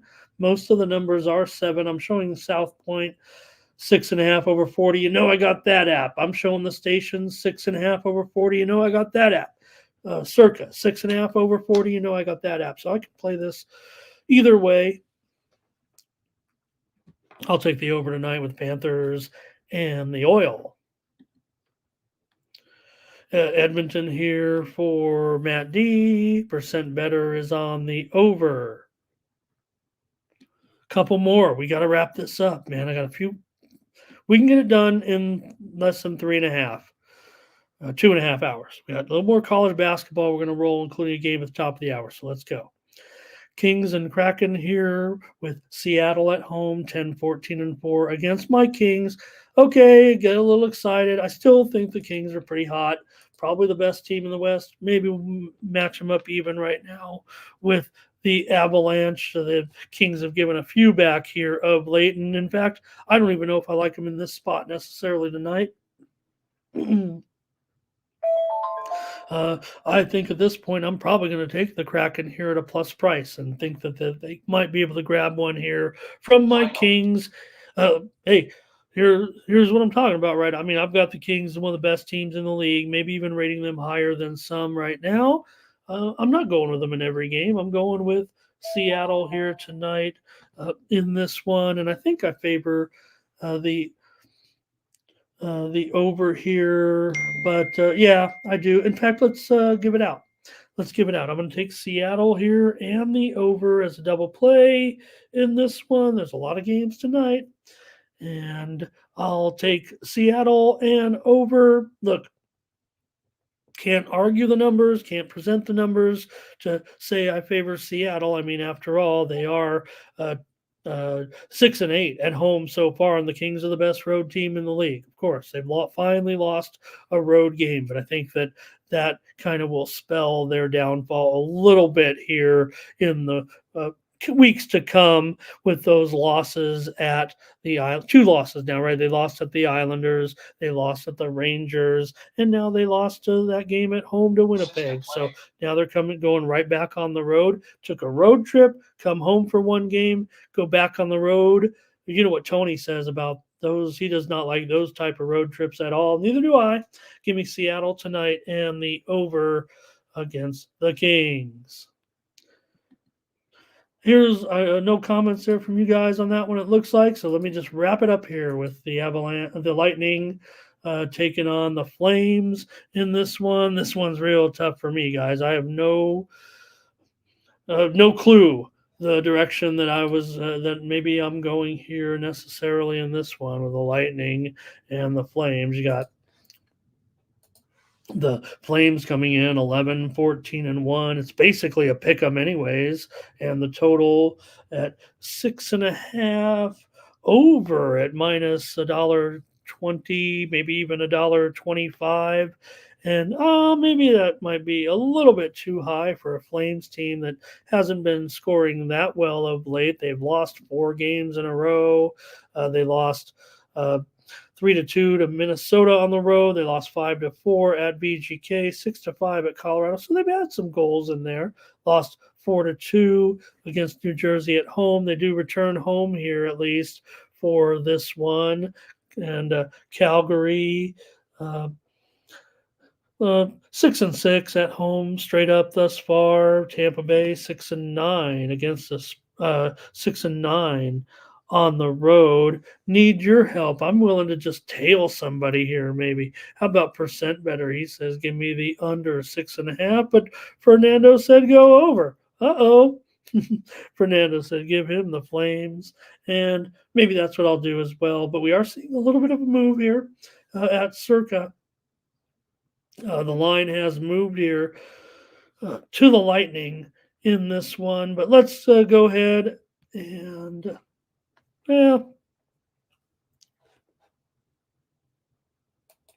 nobody else? All right, Fernando. You're my man. I'll just take them.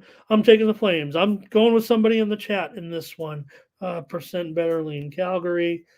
You guys aren't too hot on it, but like I said, there is definitely some type of movement here right now, though, to Tampa Bay at this point. Bovada's moved him to a favorite as well. So I'd say there's a little bit of action here coming in right now on Tampa Bay. He's not hot at all on this one. I'm not either. Not hot like the Flames. Let's go to college basketball. Let's get that over with. I got a game at the top of the hour here with LSU and Texas, and I'm going to cover, probably just give out some plays here and send you guys on your way. LSU and Texas, this one tips off. This one's a neutral site game. There we go. This one is being played at the Toyota Center, and it's in Texas, but yeah, it's just a college basketball game. Maybe there'll be more Texas fans, certainly at the game, but there will be LSU fans. This will not be 100% Texas if I know this situation correctly. But for me, I'm going to be looking to play the total here in this one. My college basketball out. I'm just going to get these plays to you and then get on out of here. So, but for me in this one, it's got to be the over. It's already gone up here to what? I think it's 144 actually at this point. Yeah, and we better adjust it. The spread has gone down here to mostly 7 or 6.5. So maybe a little bit of take on LSU in this one. I would think they could be competitive here. Let me update though. There we go. All right, I'm on the under. Here is my official play with the Tigers and the uh, awesome Cougar, the awesome Longhorns. I almost said Cougars. The game's in Houston, but I've got Jeff going against me here. No problem, my brother. You'll take the over today. This one goes off top of the hour. Texas comes in 7-2. LSU just 6-4 right now, so not the best, but maybe I think these offenses, especially if this line is going up.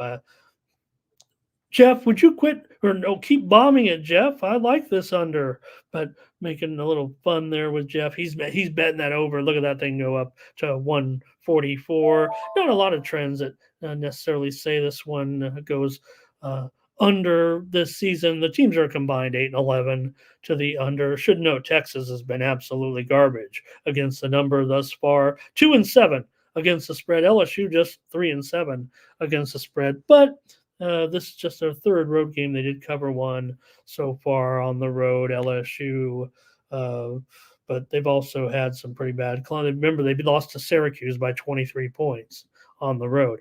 Okay. Next up, I'm looking at the game here with Baylor and Michigan State. This one is at 2 p.m. Eastern and 11 Pacific. This is being played in the big arena in Detroit. This one is not on campus here as you bring in, one of the hottest teams in the nation, certainly in the Baylor Bears, and my player of the year so far, Jacoby Walter. Well, maybe he's not now at this point. I mean, it's hard to go against, Zach Edey, certainly. You got to put,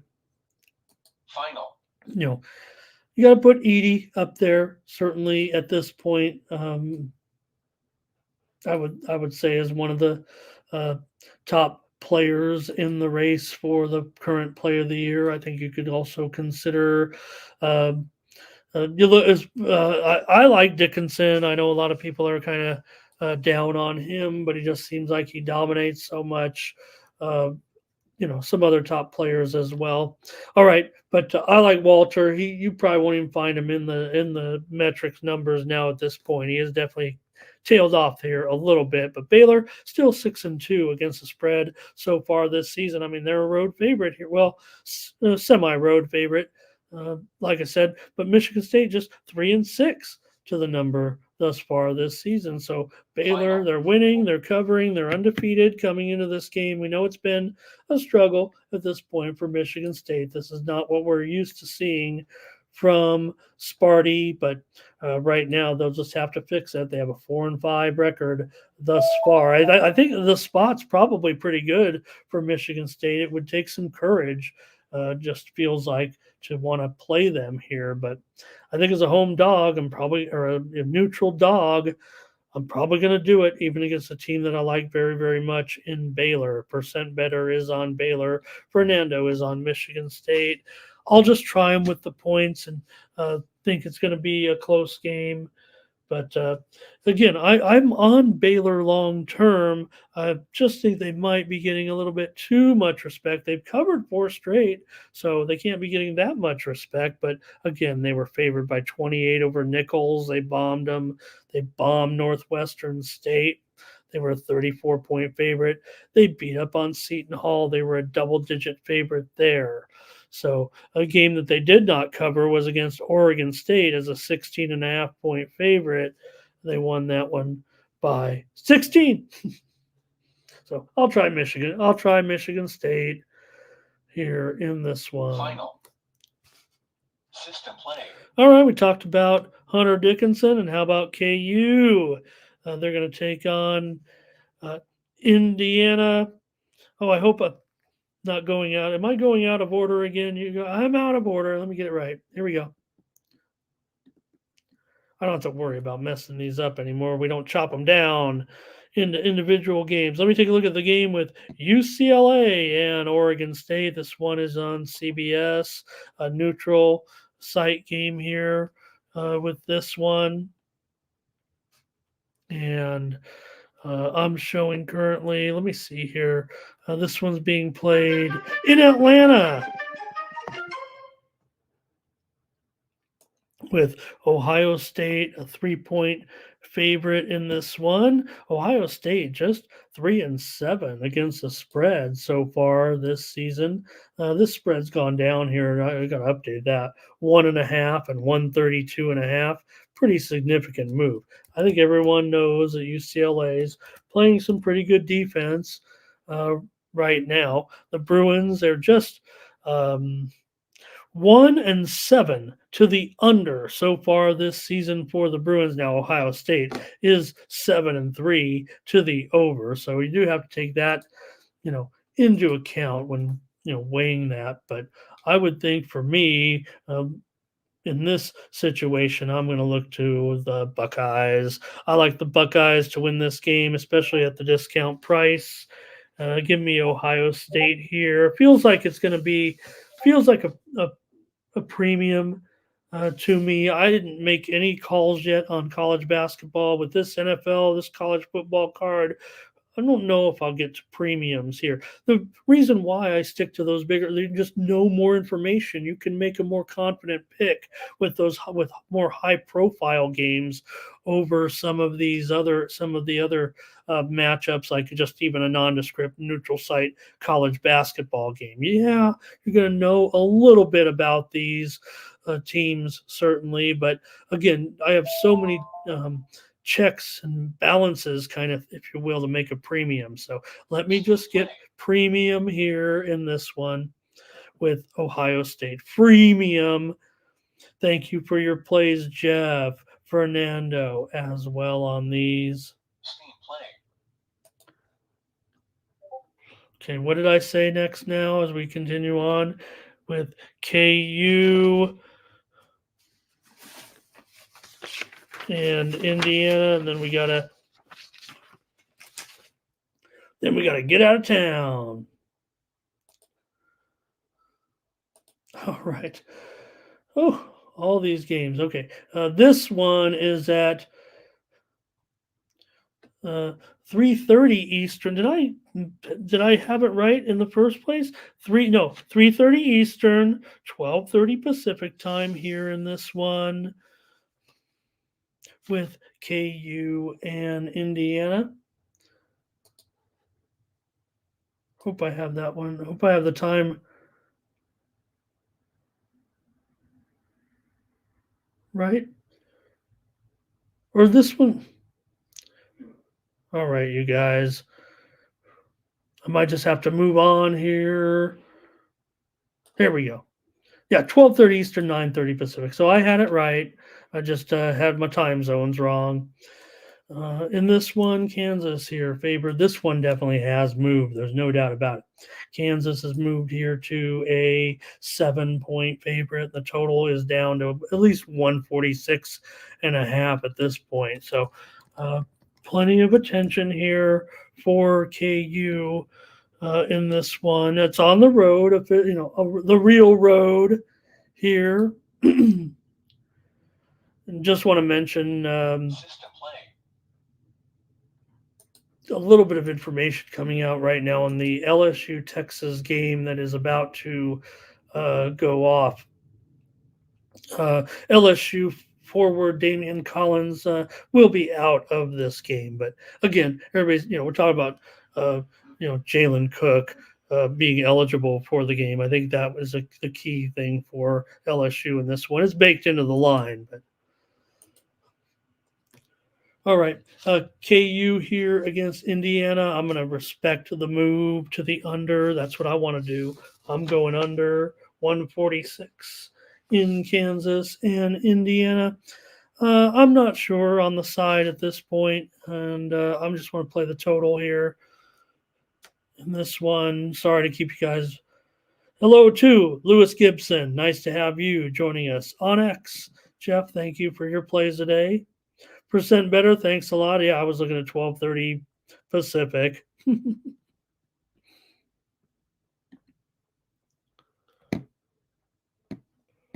Okay. Seal it up for me here with the under in this one. This one opened as high as one, or was as high as 148. Now we're looking at 140. There is some 147 still out there, but it looks like it's going on. Thank you, percent better. I'll check that out. Maybe I could check that out right away. It sounds pretty awful at this point.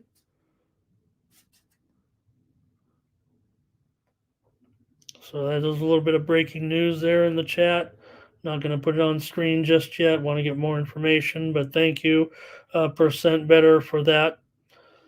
All right, just to cover this a little bit, IU has been going over quite a bit this year, but I think against KU, they'll be able to hold them down here. IU for that 7-2 record so far, 2-5 against the spread at home, 1-2 against the spread as an underdog. Should mention Kansas 0-2 against the spread on the true road so far, and the Kansas is 4-4 against the spread as a favorite. Let's keep rolling with a very nice game today with the Arizona Wildcats taking on the Purdue Boilermakers in a high-profile matchup in this one.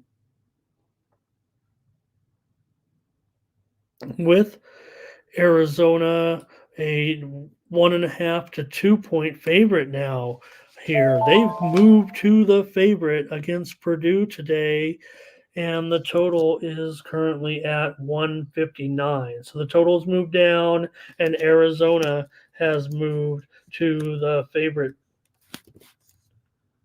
I'll call it 1.5 for Arizona. All right, there we go. And I think for me here, oh man, this one is pretty close at this point. Oh boy, I'm feeling pretty uncomfortable actually in this matchup. See what you guys have with Arizona and Purdue. I didn't have anything last night, and I'm not even sure I do today. Maybe a lean here for me in this one. This one's at 4:30 Eastern and 1:30 Pacific time as a featured attraction today on this college basketball card. I would say this one's on Peacock. Hopefully you got that. Purdue coming in with a 9-1 record thus far, and Arizona 8-0. So hot matchup, obviously here. Not only is Arizona 8-0 straight up, 8-0 against the spread. So far, Purdue has a 6-2-2 record against the spread to go with that 9-1 record. Purdue 7-3 to the over thus far this season, while Arizona just 3-5. So, all right. Well, for me, I guess, man, I should trust this move to the over is what I feel like. If it's the move to I'm sorry, I should play the over here is what it feels like to me. The total has gone down. I already liked it as an incredibly high scoring game. Not I mean, the numbers come right where I kind of expected. I'm not saying 170 or anything. That'd be a premium, but I certainly have most of my models in the 160s here. So I'll take the over in this one. It's it's not a neutral site game. It's a semi-home game, but it is being played in the center in Indianapolis. So just to note that it's not being played on campus at Purdue, but at Indianapolis. All right. You can tell I'm just about out of gas here. So we got 2 more games in this block, and then that'll do it. We've got Kentucky here playing against North Carolina. It doesn't get any more classic blue blood than this with these 2 teams. It's the classic blue blood matchup. And also, it was the first, I talked the other night about my first Super Bowl, the Raiders and the Vikings. This was my no, I think Kentucky and Duke might have been my first national championship, 1970. Okay, here we go in this one with North Carolina and Kentucky, and I'm probably on Carolina here in this game tonight. This game for me Yeah, Carolina gets my call here. Is it the -2? Look at that total, but 168. We have seen it move here all the way down. I should update this. Uh, I had this in from way last night, and right now, Carolina's still a 2-point favorite, but the total is 164.5. That's certainly interesting. 5:30 Eastern, 2:30 Pacific time for this one. This one is on CBS. And for me, I'm going to probably have to go along with the under in this one with that move. I've got this one in the high 150s. So give me the under tonight with these two teams. Both teams are playing to the over, no doubt about it. Kentucky has gone 6-2. Or 6-3 to the both teams 6-3 to the over thus far this season.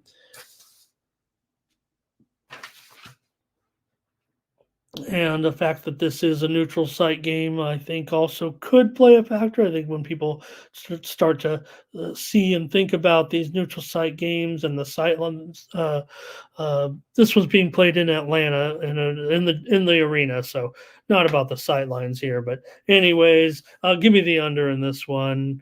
North Carolina and Kentucky. I'm going to fade these trends currently a little bit. All right, one more. Lewis Gibson, hello to you. So you're back. Thank you, brother. Okay, Alabama and Creighton. This one's at 8 Eastern and 5 Pacific. And then we're done. Creighton, home favorite here by 5.5, I think, tonight. That line on screen there, that's just wrong. I think that's a typo, actually. Yeah, currently the line is 7.5, 165.5.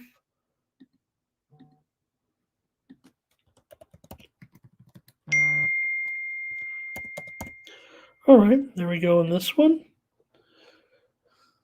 All right, and for me here tonight, this is going to be, to me, I think it's a premium at this point.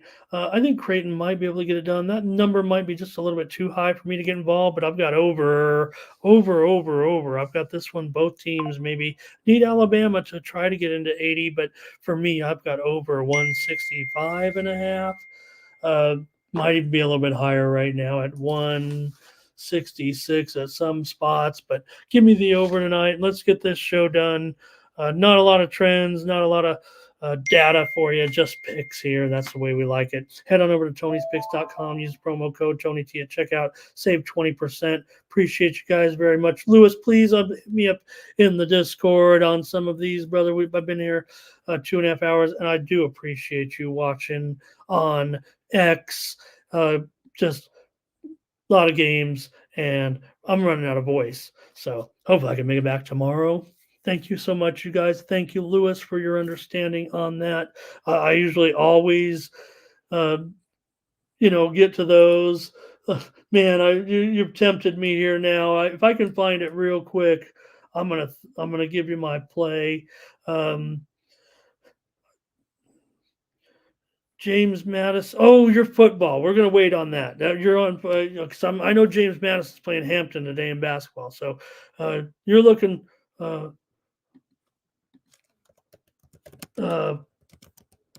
What is it? You're looking at. Anyway, get me out of here, you guys. That's it for me. Appreciate it. For Tony'sPicks.com. This has been Ramon Scott. Thank you very much, everyone, for joining me here today on the Morning Steam. Back tomorrow, 9 a.m. Eastern, 6 Pacific. Love you guys. Appreciate you.